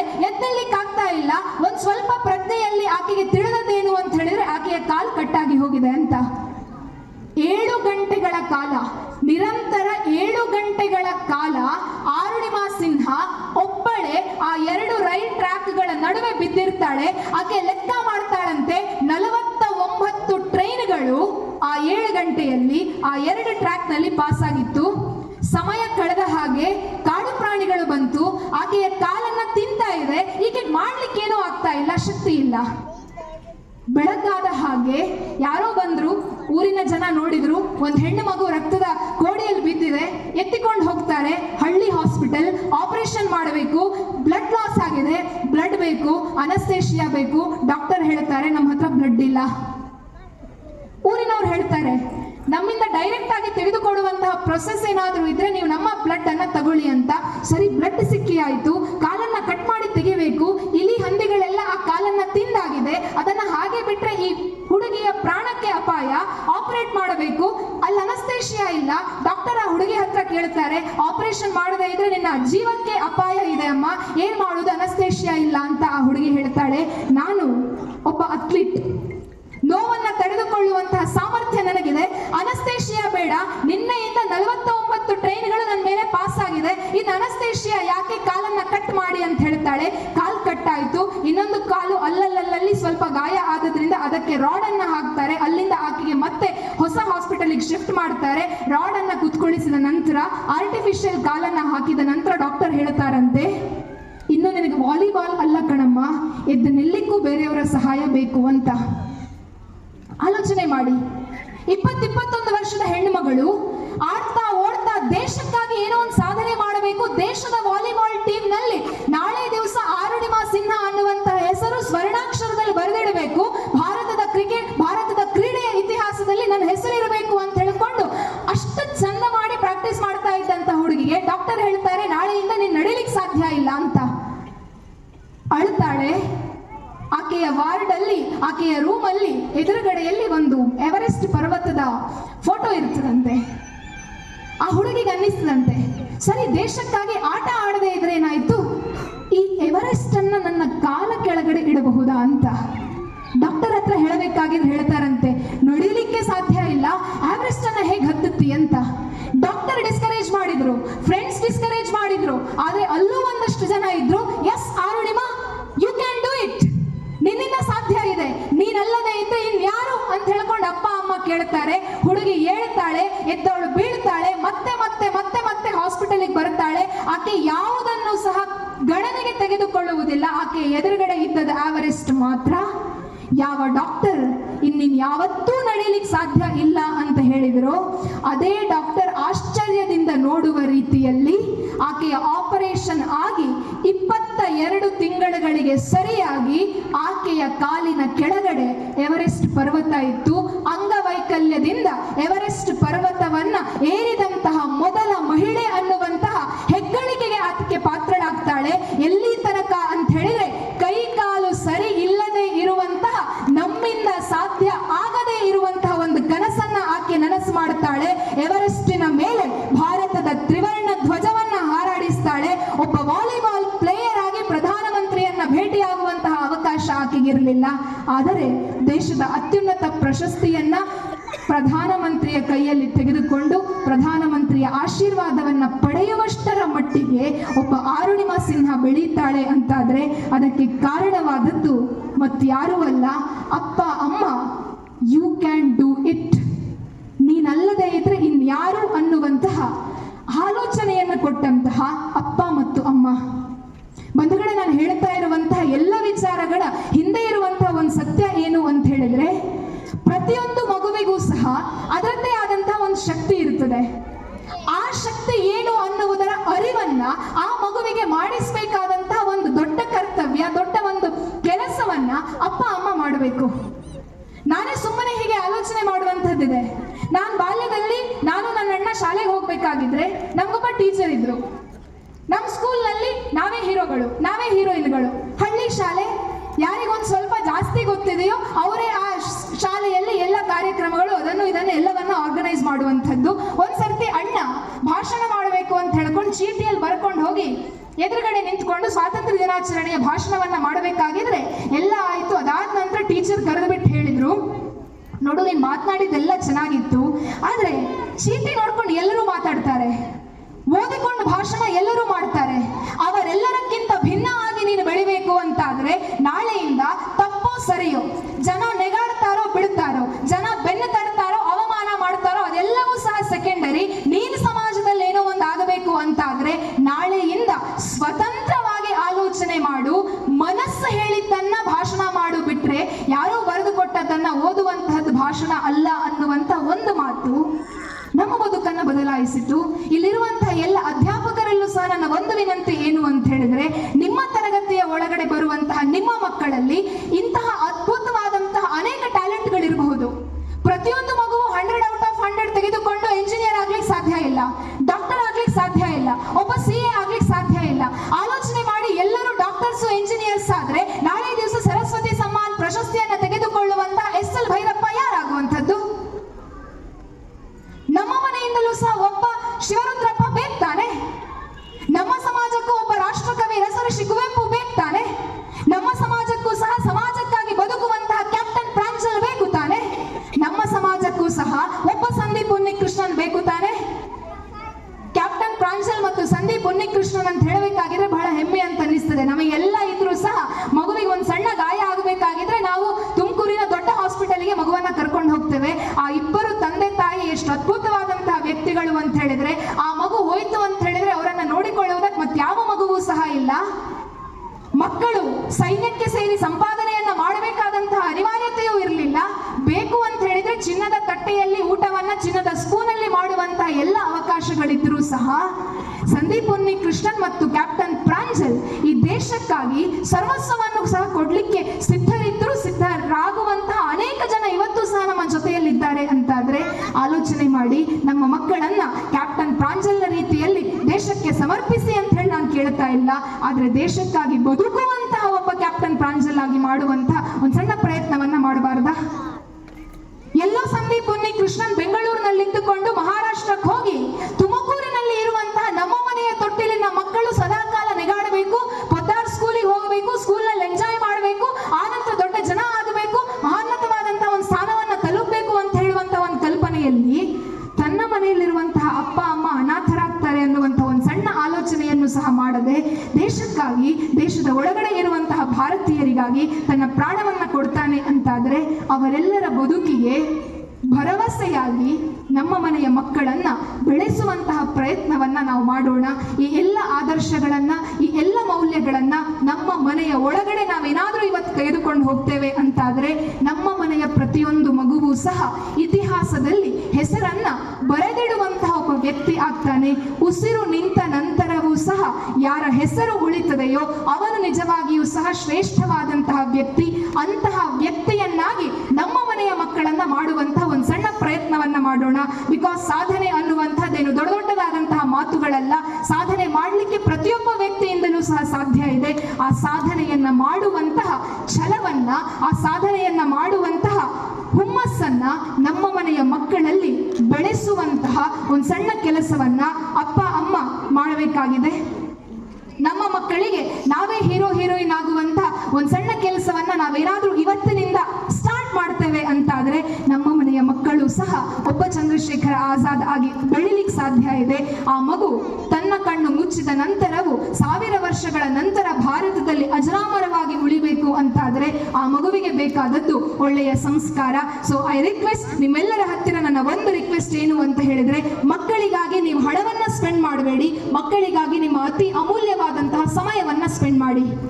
ನಾವು ಎಲ್ಲ ತುಂಬಾ ಹೆಮ್ಮೆಯಿಂದ ಹೇಳ್ಕೊಳ್ತೇವೆ, ನಾನು ದುಬೈಗೆ ಹೋಗಿದ್ದೇನೆ, ನಾನು ಫಾರಿನಿಗೆ ಹೋಗಿದ್ದೇನೆ, ನಾನು ಹೊರ ರಾಷ್ಟ್ರದಲ್ಲಿದ್ದೇನೆ, ನನ್ನ ಮಗುವಿಗೆ ನಾನು ಆಸ್ತಿ ಮಾಡಿಟ್ಟಿದ್ದೇನೆ. ಮಗುವಿಗೆ ಆಸ್ತಿಯನ್ನ ಮಾಡುವಂತಹ ದೊಡ್ಡ ವಿಷಯ ಅಲ್ಲ, ಮಗುವನ್ನೇ ಆಸ್ತಿಯನ್ನಾಗಿ ಸಮಾಜಕ್ಕೆ ಕೊಡುವಂತಹ ಒಂದು ಸಣ್ಣ ಕೆಲಸವನ್ನ ನಾವು ಮಾಡ್ತೇವಾ ಅನ್ನುವಂತಹ ಆಲೋಚನೆಯನ್ನ ಮಾಡಿ. ಬಿಕಾಸ್ ಮಕ್ಕಳಿಗೆ ಯಾವಾಗ ಆಸ್ತಿಯ ಅವಶ್ಯಕತೆ ಇರ್ತದೆ ಅಂತ ಹೇಳಿದ್ರೆ, ಒಂದು ವೇಳೆ ಮಗು ನಮ್ಮಕ್ಕಿಂತ ಬುದ್ಧಿವಂತ ಅಂತಾದ್ರೆ ಆ ಮಗುವಿಗೆ ನಮ್ಮ ಆಸ್ತಿಯ ಅವಶ್ಯಕತೆ ಇಲ್ಲ, ಅದಕ್ಕೆ ಬೇಕಾದಂತಹ ಆಸ್ತಿಯನ್ನ ಅದೇ ಮಾಡಿಕೊಳ್ತದೆ. ಒಂದು ವೇಳೆ ನಮ್ಮ ಮಗುವಿಗೆ ಸರಿಯಾದಂತಹ ಸಂಸ್ಕಾರವನ್ನ ಕೊಡದೆ ಅದನ್ನ ಯೋಗ್ಯ ವ್ಯಕ್ತಿಯನ್ನಾಗಿ ಮಾಡದೇ ಇದ್ರೆ ನಾವು ಮಾಡಿಟ್ಟಂತಹ ಆಸ್ತಿಯನ್ನ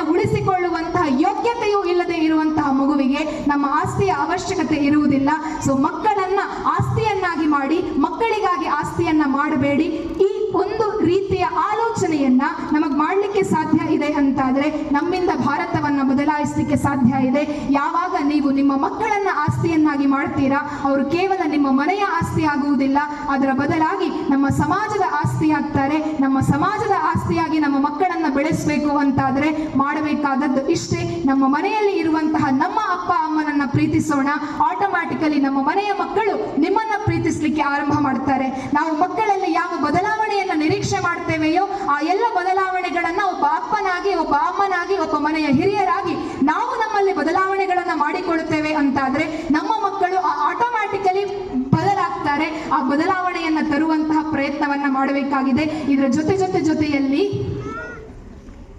ಇದನ್ನ ಹೇಳುವುದಕ್ಕೆ ವೇದಿಕೆ ಸರಿಯಾ ತಪ್ಪ ನನಗೆ ಗೊತ್ತಿಲ್ಲ. ಬಟ್ ಲಾಸ್ಟ್ ಒಂದು ಕ್ವಶನ್ ಏನು ಅಂತ ಹೇಳಿದ್ರೆ, ನಿಮ್ಮೆಲ್ಲರ ಹತ್ತಿರ ಸ್ಮಾರ್ಟ್ ಫೋನ್ ಇದೆ, ರೈಟ್? ಇಲ್ಲಿ ನಾನು ಮೈಕ್ ಯಾರಿಗೂ ಕೊಡೋದಿಲ್ಲ, ಸುಮ್ಮನೆ ಒಂದು ಪ್ರಶ್ನೆ ಕೇಳುವುದಷ್ಟೇ. ಮೈಕ್ ಕೊಟ್ಟು ನೀವು ಇಲ್ಲಿ ಬಂದು ಉತ್ತರವನ್ನ ಹೇಳಬೇಕು ಅನ್ನುವಂತಹ ನಿರೀಕ್ಷೆ ನನಗಿಲ್ಲ. ನಮ್ಮೆಲ್ಲರ ಹತ್ತಿರ ಸ್ಮಾರ್ಟ್ ಫೋನ್ ಇದೆ. ಎಸ್, ಎಷ್ಟು ರೇಟ್ ಇರಬಹುದು? Yes, about 20. Okay, fine. It starts from 6,000, right? 6,000 ನಿಂದ about 20, 40 ಬಿಟ್ಟರೆ 1 lakh, 2 lakhs ವರೆಗೂ ಸಹ ನಮ್ಮ ಆಪಲ್ ಐಫೋನ್ಗಳೆಲ್ಲ ಹೋಗುತ್ತೆ. ಫೈನ್. ಅಂಗಡಿಯಿಂದ ನಾವು ಮೊಬೈಲ್ ತಗೊಳ್ತೇವೆ. ಮೊಬೈಲ್ ತಗೊಳ್ಬೇಕಾಗಿದ್ರೆ ಆ ಅಂಗಡಿ ಮಾಲೀಕ ನಮಗೊಂದು ಮೊಬೈಲ್ ಸೆಟ್ ಅನ್ನ ಕೊಡ್ತಾನೆ, ಬಾಕ್ಸ್ ಒಳಗಡೆಯಿಂದ ತೆಗೆದು ಎಲ್ಲ ಚೆಕ್ ಮಾಡಿ. ಆಗ ನಾವು ಅವನ ಹತ್ರ ಒಂದು ಕೇಳ್ತೇವೆ, ಈ ಮೊಬೈಲಿಗೆ ಆಗುವಂತಹ ಸ್ಕ್ರೀನ್ ಗಾರ್ಡ್ ಮತ್ತು ಗೊರಿಲ್ಲಾ ಗ್ಲಾಸ್ ಉಂಟಾ ಅಂತ. ಸ್ಕ್ರೀನ್ ಗಾರ್ಡ್ ಅಥವಾ ಗೊರಿಲ್ಲಾ ಗ್ಲಾಸ್, ಡಿಸ್ಪ್ಲೇಗೆ ಹಾಕ್ಲಿಕ್ಕೆ ಒಂದು ಕನ್ನಡಿ ಇದೆಯಾ ಅಂತ ಕೇಳ್ತೇವೆ, ಗ್ಲಾಸ್ ಇದೆಯಾ ಅಂತ ಕೇಳ್ತೇವೆ. ಎಸ್, ಅವನು ಅದಕ್ಕೊಂದು 200-300 ಚಾರ್ಜ್ ಮಾಡಿ ಡಿಸ್ಪ್ಲೇ ಕೆಳಗಡೆ ಬಿದ್ದರೆ ಹೊಡಿಬಾರದು, ಹಾಳಾಗಬಾರದು, ಸ್ಕ್ರಾಚಸ್ ಬೀಳಬಾರದು ಅಂತ ಹೇಳ್ಕೊಂಡು ನಮ್ಮ ಇಂಟೆನ್ಷನ್ 300-400 ರೂಪಾಯಿ ಕೊಟ್ಟು ಗೊರಿಲ್ಲಾ ಗ್ಲಾಸ್ ಅನ್ನು, ಸ್ಕ್ರೀನ್ ಸೇವರ್ ಅನ್ನು ಹಾಕೊಳ್ಳುತ್ತೇವೆ. ಆಯ್ತು, ನಾವು ಮೊಬೈಲ್ನ ಫ್ರಂಟ್ ಮುಖಪುಟವನ್ನ ನೋಡುವುದರ ಬದಲು ಅದರ ಹಿಂದ್ಗಡೆ ಕಲರ್ ಅನ್ನ ನೋಡಿ ತಗೊಳ್ತೇವೆ. ರೇಟ್ಗಳು ಸಹ ಆ ಕಲರ್ ಮೇಲೆ ವೇರಿ ಆಗ್ತದೆ. ನಮಗೆ ನೇವಿ ಬ್ಲೂ ಬೇಕು ಅಥವಾ ಸ್ಕೈ ಬ್ಲೂ ಬೇಕು, ರೆಡ್ ಬೇಕು, ಅಥವಾ ಇನ್ನೂ ಏನೇನೇನೋ ಕಲರ್ಸ್ ಇದೆಯಲ್ವಾ ಬೇಕು, ಅದಕ್ಕೆ ಬೇಕಾದ ಹಾಗೆ ರೇಟ್ಗಳು ಬದಲಾಗ್ತದೆ. ನಾವು ಹೆಚ್ಚಾಗಿ ಒಂದು ಸ್ವಲ್ಪ ಗೋಲ್ಡನ್ ಕಲರು, ಸಿಲ್ವರ್ ಕಲರು ಅಥವಾ ರೆಡ್ಡಿಶ್ ಆದಂತಹ ಕಲರು ಇದ್ರೆ ಅದನ್ನ ಪ್ರಿಫರ್ ಮಾಡ್ತೇವೆ. ಯಾಕೆ ಅಂತ ಹೇಳಿದ್ರೆ ಹೀಗಿಟ್ಟಾಗ ಚಂದ ಕಾಣಬೇಕಲ್ವಾ, ಇನ್ನೊಬ್ಬ ನೋಡಿದಾಗ ಸುಂದರ ಕಾಣಬೇಕು ಅನ್ನುವಂತ ಭಾವನೆ. ಸರಿ, ಅದಕ್ಕೆ ಅಂಗಡಿಯವನೇ ಫ್ರೀ ಅಂತ ಹೇಳ್ಕೊಂಡು 200 ರೂಪಾಯಿ ಬ್ಯಾಕ್ ಕವರು ಕೊಡ್ತಾರೆ. ಹೆಚ್ಚಿನವ್ರು ನಾವು ಯೂಸ್ ಮಾಡ್ತೇವೆ, ಬ್ಯಾಕ್ ಕವರ್ ಅನ್ನ ಯೂಸ್ ಮಾಡ್ತೇವೋ ಇಲ್ಲವೋ? ಯೂಸ್ ಮಾಡ್ತೇವೆ. ಯಾಕೆ? 20,000 ಮೊಬೈಲು, 6,000 ಮೊಬೈಲು ಸ್ಕ್ರಾಚ್ ಆದ್ರೆ ಹೋಯ್ತಲ್ವಾ, ಬ್ಯಾಕ್ ಕವರ್ ಹಾಕ್ತೇವೆ. ಅದನ್ನು ಮೀರಿ ಫ್ಲಿಪ್ ಕವರ್ ಅಂತ ಒಂದಿದೆ ಅಲ್ವಾ, ಬ್ಯಾಕು ಸರಿ ಇರ್ತದೆ, ಫ್ರಂಟು ಸರಿ ಇರ್ತದೆ, ಎಷ್ಟು ಮೇಲಿಂದ ಕೆಳಗಡೆ ಹಾಕಿದ್ರು ಅದಕ್ಕೆ ಸ್ಕ್ರಾಚ್ ಬೀಳುವುದಿಲ್ಲ, ಮೊಬೈಲ್ ಸೇಫ್. 400-500 ರುಪೀಸ್ ಏನೋ ಇರ್ತದೆ, ಅದಕ್ಕೆ ಫ್ಲಿಪ್ ಕವರ್ ಅನ್ನು ಹಾಕ್ತೇವೆ. ಯಾಕೆ ಅಂತ ಹೇಳಿದ್ರೆ, ನನ್ನ 6,000 ಮೊಬೈಲ್, ನನ್ನ 20,000 ಮೊಬೈಲ್, ನನ್ನ 1 ಲಕ್ಷದ ಫೋನು ಕೆಳಗಡೆ ಬಿದ್ದರೆ ಹೋಯ್ತಲ್ವಾ. ಇನ್ನೂ ಮುಂದೆ ಹೋಗಿ ಭಾರತೀಯರ ಮೆಂಟಾಲಿಟಿಯನ್ನ ನೋಡಿ, ಅತಿ ಹೆಚ್ಚು ಮೊಬೈಲ್ ಅನ್ನ ಯೂಸ್ ಮಾಡುವಂತಹ ಜಗತ್ತಿನ 7ನೇ ರಾಷ್ಟ್ರ ಅದು ನಮ್ಮ ಭಾರತ. ಕಂಪನಿಯವರಿಗೂ ಗೊತ್ತಿದೆ, ಭಾರತದಲ್ಲಿ ಮೊಬೈಲ್ ಅಂತ ಹೇಳಿದ್ರೆ ಬಟ್ಟೆ ಚೇಂಜ್ ಮಾಡಿದ ಹಾಗೆ ವರ್ಷಕ್ಕೊಂದು ಮೊಬೈಲ್ ಬೇಕೇ ಬೇಕು ಅಂತ. ಅದಕ್ಕೂ ಒಂದು ಆಫರ್ ಕೊಡ್ತಾರೆ. ಲಾಸ್ಟ್ ಟೈಮ್ ನಾನು ಹೋಗಿದ್ದಾಗ ನನ್ನ ಫೋನಿನ ಬೆಲೆ 15,000. ಆ 15,000ದ ಮೊಬೈಲಿಗೆ ನಮ್ಮ ಮೊಬೈಲ್ ಅಂಗಡಿ ಅವ್ರು ಕೇಳಿದ್ನಾಯ್ತು, ಮೇಡಮ್ ಎಲ್ಲಾದ್ರೂ ಬಿದ್ದು ಹೋದ್ರೆ, ಸ್ಕ್ರಾಚ್ ಆದ್ರೆ ಈಗ ಒಂದು ಹೊಸ ಆಫರ್ ಕೊಡ್ತೇವೆ, ಅದಕ್ಕೂ ಸಹ ಒಂದು ಪಾಲಿಸಿ ಬಂದಿದೆ ಅಂತ. ಮನುಷ್ಯನಿಗೆ ಲೈಫ್ ಇನ್ಶೂರೆನ್ಸ್ ಇದ್ದ ಹಾಗೆ ಮೊಬೈಲ್ ಬಿದ್ದು ಹೋದ್ರೆ ಅದಕ್ಕೂ ಒಂದು ಪಾಲಿಸಿ ಅಂತ. ನಾನು ಹೇಳಿದೆ 15,000ದ ಮೊಬೈಲ್ ಜಾಗ್ರತೆ ಇದೆ, 1 ಲಕ್ಷ 2 ಲಕ್ಷ ಅಂತಾರೆ ಪಾಲಿಸಿ ಬೇಕು, 15,000ಕ್ಕೆ ಮತ್ತೆ 5,000 ಕಟ್ಟಿ ಪಾಲಿಸಿ ಮಾಡಿದ್ರೆ ನಾನು 20,000ದ ಮೊಬೈಲ್ ತಗೊಳ್ಳೋದಿಲ್ವಾ ಅಂತ. ಸರಿ, ಅದಕ್ಕೆ ಫ್ಲಿಪ್ ಕವರ್ ಅದು ಇದು ಎಲ್ಲ ಹಾಕ್ತೇವೆ. 5,000ದ ಮೊಬೈಲ್, 10,000ದ ಮೊಬೈಲ್, 1 ಲಕ್ಷದ ಮೊಬೈಲ್, ಅದಕ್ಕೆ ನಾವು ಎದುರುಗಡೆ ಚೆನ್ನಾಗಿರ್ಬೇಕು, ಬ್ಯಾಕ್ ಕವರ್ ಚೆನ್ನಾಗಿರ್ಬೇಕು, ಅದು ಇನ್ನೊಂದು ಮತ್ತೊಂದು ಸ್ಕ್ರಾಚ್ ಏನೂ ಆಗಬಾರ್ದು ಅಂತ ಹೇಳ್ಕೊಂಡು ಇನ್ನೂ 1,000 ಖರ್ಚು ಮಾಡ್ತೇವೆ. ನಿಮ್ಮ ಜೊತೆಯಲ್ಲಿ ನಿಮ್ಮ ಕೈಯನ್ನ ಹಿಡಿದುಕೊಂಡು ಇನ್ಸ್ಟಿಟ್ಯೂಷನ್ನ ಒಳಗಡೆ ಬರುವಂತಹ ನಿಮ್ಮ ಮಗುವಿನ ಬೆಲೆ ಎಷ್ಟು? ನಿಮ್ಮ ಮಗುವಿನ ಬೆಲೆ ಎಷ್ಟು? Priceless. It's priceless. Precious. ಆಲೋಚನೆ ಮಾಡಿ, ಮೊಬೈಲ್ ಒಡೆದು ಹೋದರೆ 20,000 ಹೋದರೆ ಹೋಯ್ತು, ನಾಳೆ ಅಲ್ದಿದ್ರೆ ಒಂದು 20 ದಿನ ಬಿಟ್ಟು ಹೊಸ ಹೊಸ ಮೊಬೈಲ್ ತಗೊಳ್ಬಹುದು. 1 ಲಕ್ಷದ ಫೋನೇ ಹೋಯ್ತಾ? ಒಂದು 10 ದಿವಸ 20 ದಿವಸ 30 ದಿವಸ ಕಷ್ಟಪಟ್ಟು ದುಡಿದ್ರೆ ಆ 1 ಲಕ್ಷದ ಫೋನ್ ಸಿಗಬಹುದು. ಆದರೆ ಆಲೋಚನೆ ಮಾಡಿ, ನಿಮ್ಮ ಕೈಯಲ್ಲಿ ನಿಮ್ಮ ಕೈಯನ್ನ ಹಿಡಿದುಕೊಂಡಿರುವಂತಹ ನಿಮ್ಮ ಮಗು ಅದು ಪ್ರೈಸ್ಲೆಸ್ ಮಗು. 1 ಕೋಟಿ ಅಲ್ಲ, 10 ಕೋಟಿ ಅಲ್ಲ, ಅಂಬಾನಿ ಬಹುಶಃ ತನ್ನ ಆಸ್ತಿಯನ್ನೇ ನಿಮಗೆ ಕೊಡ್ತೇನೆ ಅಂತ ಹೇಳಿದ್ರು ಸಹ ನಮ್ಮ ಮಗುವನ್ನ ಕೊಡ್ಲಿಕ್ಕೆ ನಿಜವಾದ ಅಪ್ಪ ಅಮ್ಮ ಸಿದ್ಧ ಇರುವುದಿಲ್ಲ. ಅಂತಹ ಪ್ರೈಸ್ಲೆಸ್ ಮಕ್ಕಳನ್ನ ನಾವು ಯಾವ ರೀತಿಯಲ್ಲಿ ಬೆಳೆಸಬೇಕು, ಯಾವ ರೀತಿಯಲ್ಲಿ ನೋಡ್ಕೊಳ್ಬೇಕು ಆಲೋಚನೆ ಮಾಡೋಣ. ಯಾವತ್ತೂ ಸಹ ಅವರಿಗೆ ಯಾರು ಬೆಲೆ ಕಟ್ಟಲಾಗದ ರೀತಿಯಲ್ಲಿ ನಮ್ಮ ಮಕ್ಕಳನ್ನ ಬೆಳೆಸಬೇಕು. ಆ ನಮ್ಮ ಮಕ್ಕಳಿಗೆ ಯಾರು ಬೆಲೆ ಕಟ್ಟಬಾರದು ಅಂತಾದರೆ ನಾವು ನಮ್ಮ ಮಕ್ಕಳಿಗೆ ನಮ್ಮ ಬದುಕಿನ ನಿಜವಾದ ಬೆಲೆಯನ್ನ ತೋರಿಸುವಂತಹ ಅಪ್ಪ ಅಮ್ಮ ಆಗಬೇಕು. ಆಗ ಮಾತ್ರ ಭಾರತವನ್ನ ಬೆಳಗುವಂತಹ ಮಕ್ಕಳನ್ನ ನಮ್ಮಿಂದ ಕೊಡ್ಲಿಕ್ಕೆ ಸಾಧ್ಯ ಇದೆ. ಅದರ ಜೊತೆಯಲ್ಲಿಯೇ ನಾನು ಇನ್ಸ್ಟಿಟ್ಯೂಷನ್ ನಲ್ಲಿ ಮತ್ತು ಇಲ್ಲಿರುವಂತಹ ಎಲ್ಲ ಹೆತ್ತವರನಲ್ಲಿ ಒಂದು ವಿನಂತಿ ಏನ್ ಮಾಡ್ತಾ ಇರುವಂತಹದ್ದು ಅಂತ ಹೇಳಿದ್ರೆ, ಇವತ್ತಿನಿಂದ ನಿಮ್ಮ ಬದುಕು ಹೇಗಿರಬೇಕು ಅಂತ ಹೇಳಿದ್ರೆ, ಯಾರೇ ಒಬ್ಬ ಮಗುವಿನಲ್ಲಿ ಒಬ್ಬ ಅಪ್ಪ ಅಮ್ಮ ಹೋಗಿ ನಿನ್ ಹೀರೋ ನಿನ್ ಹೀರೋಯಿನ್ ಯಾರು ಅಂತ ಕೇಳಬೇಕಾಗಿದ್ರೆ you are my hero, you are my heroine ಅಂತ ಹೇಳುವ ರೀತಿಯಲ್ಲಿ ನೀವು ಇವತ್ತಿನಿಂದ ನಿಮ್ಮನ್ನ ನೀವು ಬದಲಾಯಿಸಿಕೊಳ್ಳಿ. ಇಲ್ಲಿರುವಂತಹ ಎಲ್ಲ ಟೀಚರ್ಗಳಲ್ಲಿ ನೀವು ನಿಮ್ಮ ಸ್ಟೂಡೆಂಟ್ ಹತ್ರ ಹೋಗಿ ನಿನ್ನ ಹೀರೋ ಯಾರು, ನಿನ್ನ ಹೀರೋಯಿನ್ ಯಾರು ಅಂತ ಕೇಳಬೇಕಾಗಿದ್ರೆ ಅಪ್ಪ ಅಮ್ಮ ಮತ್ತು ಥರ್ಡ್ ಅಲ್ಲಿ ನಿಮ್ಮ ಹೆಸರು ಬಂದಿದೆ ಅಂತಾದ್ರೆ, ಅಂತಹ ಬದುಕನ್ನು ನೀವು ಕಲಿಸಿಕೊಟ್ಟಿದ್ದೀರಿ ಆ ಮಗುವಿಗೆ ಅಂತಾದ್ರೆ you are the best teacher. ನಿಮಗೆ ಮತ್ತೆ ಯಾವ ನ್ಯಾಷನಲ್ ಬೆಸ್ಟ್ ಟೀಚರ್ ಅವಾರ್ಡ್ ಕೊಡಬೇಕು ಅಂತಿಲ್ಲ. ಅದು ಎಲ್ಲವೂ ಸಹ ಸಾಕಾರ ಆಗಬೇಕು ಅಂತಾದ್ರೆ ಇನ್ಸ್ಟಿಟ್ಯೂಷನ್ ನಲ್ಲಿ ನನ್ನ ಒಂದು ವಿನಂತಿ ಏನು ಅಂತ ಹೇಳಿದ್ರೆ, ನಮ್ಮ ಮಕ್ಕಳು ICSE ಸಿಲೆಬಸ್, CBSE ಸಿಲೆಬಸ್ ಯಾವುದೇ ಇರಬಹುದು, ಮಕ್ಕಳಿಗೆ ನಾವು A ಫಾರ್ ಆಪಲ್ ಅಂತ ಹೇಳ್ಕೊಡ್ತೇವೆ. ಯಾಕೆ ಅಂತ ಹೇಳಿದ್ರೆ ನಮ್ಮ ಹಿಂದಿಂದಲೂ ಅದನ್ನು ಹೇಳ್ಕೊಂಡು ಬಂದಿದ್ದಾರೆ. A for apple, B for bat, C for cat, E for elephant by heart ಮಾಡ್ಕೊಂಡು ಹೋಗಿದ್ದೇವೆ. ಟೀಚರಿಗೆ ಬೇಕಾಗಿರುವುದೇನು? A ಅಂತ ಹೇಳಿದ್ರೆ ಫಸ್ಟ್ ಆಲ್ಫಾಬೆಟ್ A ಇರುವಂತ ಒಂದು ಹೆಸರು ಬೇಕಾಗಿರುವಂಥದ್ದು. B ಅಂತ ಹೇಳಿದ್ರೆ B ಅನ್ನುವಂತ ಒಂದು ಫಸ್ಟ್ ಆಲ್ಫಾಬೆಟ್ ಇರುವಂತ ಒಂದು ನೇಮ್ ಬೇಕು. ನೀವು ಏನೇ ಬರೆದು ಹಾಕಿದ್ರು ಅದು ಬ್ಯಾಟ್ ಅಂತ ಬರೆದ ಕೂಡಲೇ ಅದು ಬಾವಲಿ ಸಹ ಆಗಿರಬಹುದು ಅಥವಾ ತೆಂಡೂಲ್ಕರ್ ಬ್ಯಾಟ್ ಸಹ ಆಗಿರಬಹುದು. ವಾಟ್ ಎವರ್, ಟೀಚರಿಗೆ ಬೇಕಾಗಿರುವಂತಹದ್ದು B for bat, first letter should be B. C for cat, ನೀವೇನ್ ಬೇಕಿದ್ರು ಬರ್ಕೊಳ್ಳಿ, ಉಳಿದಂತಹ ಯಾವ ಹೆಸರನ್ನು ಬರ್ಕೊಳ್ಳಿ. ಟೀಚರಿಗೆ ಮೊದಲ ಹೆಸರು C ಇತ್ತು, ಆ ಹೆಸರು ಪರ್ಫೆಕ್ಟ್ ಆಗಿದೆ, ಯು ಗೆಟ್ 1 ಮಾರ್ಕ್. ಮ್ಯಾನೇಜ್ಮೆಂಟ್ ಅಲ್ಲಿ ನಾನು ಏನ್ ರಿಕ್ವೆಸ್ಟ್ ಮಾಡ್ತಾ ಇರುವಂತದ್ದು ಅಂತ ಹೇಳಿದ್ರೆ, ನಿಮ್ಮ ICSE ಸಿಲೆಬಸ್ಸಿನ ಒಳಗಡೆ ಸೀಮಿತ ಪರಿಧಿಯ ಒಳಗಡೆ in case next academic year ನಿಂದ ನಮ್ಮ ಈ ಪೊದ್ದಾರ್ ಇನ್ಸ್ಟಿಟ್ಯೂಷನ್ ಒಳಗಡೆ ಬರುವಂತಹ ಮಗುವಿಗೆ A ಫಾರ್ ಆಪಲ್ ಅನ್ನ ನೀವು ಹೇಳ್ಕೊಡಿ according to the syllabus.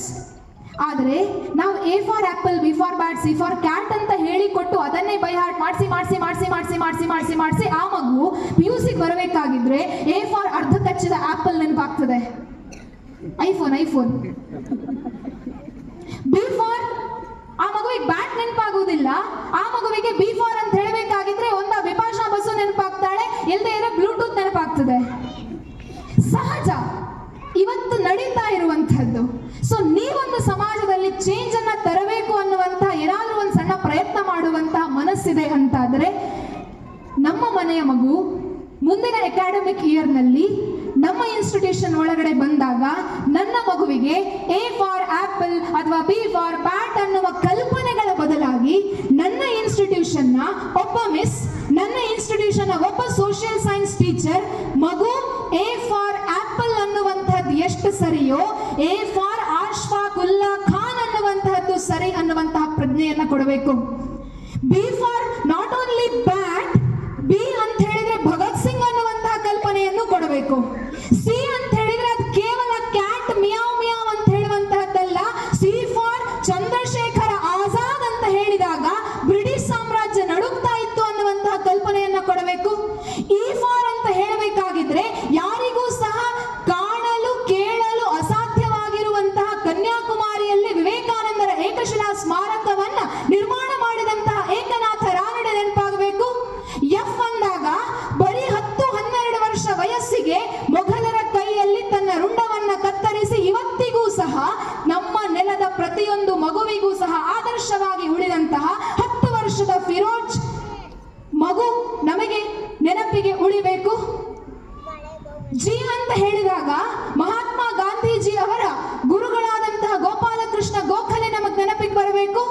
H ಅಂತ ಹೇಳಿದಾಗ ಭಾರತ ಅಂತ ಹೇಳಿದ್ರೆ ಝೀರೋ ಅನ್ನುವವರ ಮುಂದೆ ಭಾರತ ಅಂತ ಹೇಳಿದ್ರೆ ಪೂರ್ಣಮದ ಪೂರ್ಣವಿದಂ ಪೂರ್ಣಾತ್ ಪೂರ್ಣಮುದಚ್ಯತೆ ಪೂರ್ಣಸ್ಯ ಪೂರ್ಣಮಾದಾಯ ಪೂರ್ಣಮೇವಾವಶಿಷ್ಯತೆ ಅನ್ನುವಂತ ಕಲ್ಪನೆಯ ಜೊತೆಗೆ ಭಾರತ ಅಂತ ಹೇಳಿದ್ರೆ ಅದು ಹಾವಾಡಿಗರ ದೇಶ ಅಲ್ಲ, ಭಾರತ ಅಂತ ಹೇಳಿದ್ರೆ ಜಗತ್ತಿಗೆ ಜ್ಞಾನವನ್ನ ಕೊಟ್ಟಂತಹ ದೇಶ ಅನ್ನುವಂತ ಒಬ್ಬ ಅದ್ಭುತ ವಿಜ್ಞಾನಿಯಾದಂತಹ ಹರಗೋವಿಂದ ಖುರಾನ ಅವರ ಹೆಸರನ್ನ ಕೊಡ್ತೇವೆ ಅಂತಾದರೆ ಝಟ್ಟಿನ ಜರಾವರ ಸಿಂಗನವರೆಗೆ ನಾವು A for apple, B for bat, C for cat ಅನ್ನ ಬಿಟ್ಟು A for Ashfaqulla Khan, B for Bhagat Singh, C for Chandrashekhar ಆಜಾದ್ನಿಂದ ಝಟ್ಟಿನ ಜರಾವರ ಸಿಂಹನವರೆಗೆ ಆದರ್ಶಗಳನ್ನ ಕೊಡ್ತೇವೆ ಅಂತಾದರೆ ನಮ್ಮ ಮನೆಯ ಮಗು ಮುಂದೊಂದು ದಿವಸ ಪ್ರಾಂಜಲ ಆಗಬಹುದು. ನಮ್ಮ ಮನೆಯ ಮಗು ಮುಂದೊಂದು ದಿವಸ ರಾಷ್ಟ್ರಪತಿ ಸ್ಥಾನದಲ್ಲಿ ಕುಳಿತುಕೊಳ್ಳುವಂತಹ ದ್ರೌಪದಿ ಮುರ್ಮು ಆಗಬಹುದು.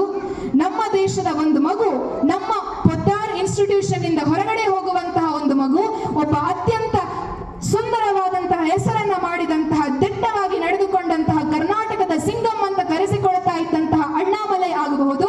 ನಮ್ಮ ಮನೆಯ ತೊಟ್ಟಿಲಿನಿಂದ ಹೊರಗಡೆ ಬಂದಂತಹ ಮಗುವಿಗೆ ನಾವು ಎಲ್ ಫಾರ್ ಝಾನ್ಸಿ ಕಿ ರಾಣಿ ಲಕ್ಷ್ಮೀಬಾಯಿ ಅನ್ನುವಂತಹ ಕಲ್ಪನೆಯನ್ನ ಕೊಟ್ಟರೆ ನಾಳೆ ದಿವಸ ನಮ್ಮ ಮನೆಯ ಮಗುವು ಸಹ ಭಾರತದ ಲೇಡಿ ಸಿಂಗಂ ಕಿರಣ್ ಬೇಡಿ ಆಗಬಹುದು.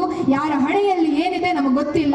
ಆ ಭವಿಷ್ಯವನ್ನ ಬದಲಾಯಿಸುವಂತಹ ಅಧ್ಯಾಪಕರು ಮತ್ತು ಹೆತ್ತವರು ನೀವೆಲ್ಲರೂ ಸಹ ಆಗಬೇಕು ಅನ್ನುವಂತಹ ಒಂದು ಭರವಸೆಯನ್ನ ಮತ್ತೊಂದು ಸಣ್ಣ ಟಾಸ್ಕ್ ಅನ್ನ ಕೊಟ್ಟು ಮುಂದಿನ ವರ್ಷದಿಂದ ಸಾಧ್ಯವಾದಲ್ಲಿ ನಮ್ಮ ಇನ್ಸ್ಟಿಟ್ಯೂಷನ್ ನ ಸೋಷಿಯಲ್ ಸೈನ್ಸ್ ಟೀಚರ್ಸ್ ಮತ್ತು ಮ್ಯಾನೇಜ್ಮೆಂಟ್ ನಿಮ್ಮ ಕ್ಲಾಸ್ ರೂಮ್ ನ ಒಳಗಡೆ ಬೇಕಾದಷ್ಟು ಎ ಟು ಝಡ್ಡಿನವರೆಗೆ ನಿಮಗೆ ಸ್ವಾತಂತ್ರ್ಯ ಹೋರಾಟಗಾರರು ಅಥವಾ ನಮ್ಮ ದೇಶಕ್ಕಾಗಿ ಮಡಿದಂತಹ ಸೈನಿಕರು, ಬದುಕಿನಂತಹ ಸೈನಿಕರ ಹೆಸರುಗಳು ಸಿಗತ್ತೆ. ಅಂತಹ ಆದರ್ಶವನ್ನೇನಾದ್ರೂ ಕೊಡ್ತೇವೆ ಅಂತಾದರೆ ಅಸಾಧ್ಯ ಅನ್ನುವುದನ್ನ ಸಾಧ್ಯ ಮಾಡಿ ತೋರಿಸುವಂತಹ ಒಂದು ಹಿಸ್ಟ್ರಿಯನ್ನ ನಾವು ಕ್ರಿಯೇಟ್ ಮಾಡೋಣ. ಯಾಕೆ ಅಂತ ಹೇಳಿದ್ರೆ ಒಂದು ದೇಶ ಯಾವಾಗ ಸದೃಢವಾಗ್ತದೆ ಅಂತ ಹೇಳಿದ್ರೆ ಆ ದೇಶದ ಇತಿಹಾಸವನ್ನ ಮಕ್ಕಳಿಗೆ ತಿಳಿಸಿಕೊಟ್ಟಾಗ ಮಾತ್ರ. ನಮಗೆ ರಾಮ್ ಪ್ರಸಾದ್ ಬಿಸ್ಮಿಲ್ ಗೊತ್ತಿಲ್ಲ, ನಮಗೆ ಜೊರಾವರ್ ಸಿಂಗ್ ಗೊತ್ತಿಲ್ಲ, ನಮಗೆ ಫತೇಹ ಸಿಂಗ್ ಗೊತ್ತಿಲ್ಲ, ನಮಗೆ ಫಿರೋಜ್ ಶಾ ಮೆಹ್ತಾ ಗೊತ್ತಿಲ್ಲ ಅಂತಾದ್ರೆ ನಮ್ಮ ಮನೆ ಮಕ್ಕಳಿಗೆ ನಾವೇನ್ ಆದರ್ಶ ಕೊಡ್ಲಿಕ್ಕೆ ಸಾಧ್ಯ ಇದೆ? ನಾವು ಬದಲಾಗೋಣ, ನಮ್ಮ ಮನೆಯನ್ನ ಬದಲಾಯಿಸೋಣ, ಆ ಮೂಲಕ ನಮ್ಮ ಮನೆಯ ತೊಟ್ಟಿಲುಗಳನ್ನ ಬದಲಾಯಿಸೋಣ. ಭಾರತವನ್ನ ಬೆಳಗುವಂತಹ ಹಿಂದೂಸ್ಥಾನದ ಕಣ್ಮಣಿಗಳನ್ನ ನಮ್ಮ ಮನೆಯಿಂದ ತೊಟ್ಟಿಲಿನಿಂದ ಹೊರಗಡೆ ಕೊಡುವಂತಹ ಒಂದು ಪ್ರಯತ್ನವನ್ನ ಇವತ್ತಿನಿಂದ ಮಾಡುವಂತಹ ಪ್ರತಿಜ್ಞೆಯನ್ನ ನೀವೆಲ್ಲರೂ ಸಹ ಮಾಡ್ತೀರಿ ಅಂತ ಹೇಳ್ತಾ ಈ 1.5 ಗಂಟೆಗಳ ಕಾಲ ನಿಮ್ಮನ್ನ ಎಲ್ಲೂ ಸಹ ಬೋರ್ ಹೊಡಿಸ್ಲಿಲ್ಲ ಅಂತ ಅಂದುಕೊಳ್ಳುತ್ತೇನೆ. ಅನ್ನುವ ಆ ಭರವಸೆಯೊಂದಿಗೆ ನಿಮಗೆಲ್ಲರಿಗೂ ಸಹ ಮತ್ತೊಂದು ಬಾರಿ ಪ್ರೀತಿಪೂರ್ವಕವಾದಂತಹ ವಂದನೆಗಳನ್ನು ಸಲ್ಲಿಸ್ತಾ ಎಲ್ಲರಿಗೂ ನಮಸ್ಕಾರ.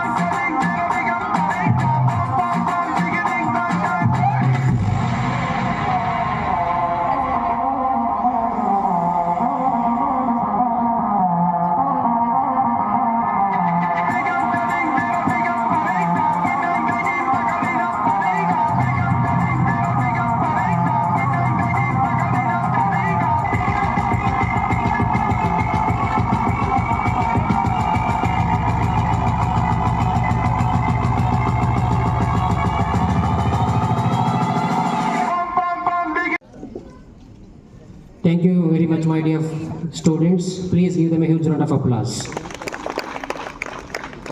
Finally, I would like to say one thing, that we are the supreme creatures of God, but again we destroy what we are blessed with. We are the ones who can either make this world beautiful and peaceful place or the worst place. So why should not we get united and work for the betterment of this beautiful world? So let's pray for the betterment and hope for the best. May God give us the strength to learn and serve people. So now we have come to an end of the program. Gratitude is the greatest appreciation for any gathering. Gratitude can transform common days into thanksgiving, turn routine jobs into joy, and change ordinary opportunities into blessings. Now I would like to invite Ms. Pushpa, Event Coordinator, Podar International Tumakuru, to deliver a vote of thanks.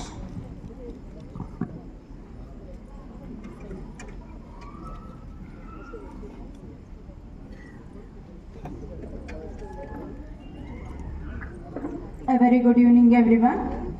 It has been such an honor to be a part of this wonderful event. On behalf of Podar International Education Network, I would like to extend my heartfelt gratitude to our chief guest speaker, Ms. Akshaya Gokhale, ma'am. We thank you, ma'am. Now I would like to thank our prominent leader of the school, our principal, Dr. Lava MB sir. We thank you, sir.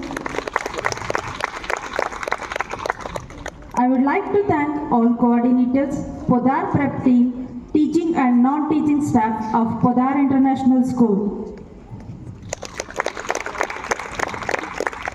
A wide range of thanks to all the Podar parents who made this event a memorable one. Finally, I would like to thank all of you present here for making the time in your busy schedule to be with us today and helping us to make this event a grand success. Thank you one and all.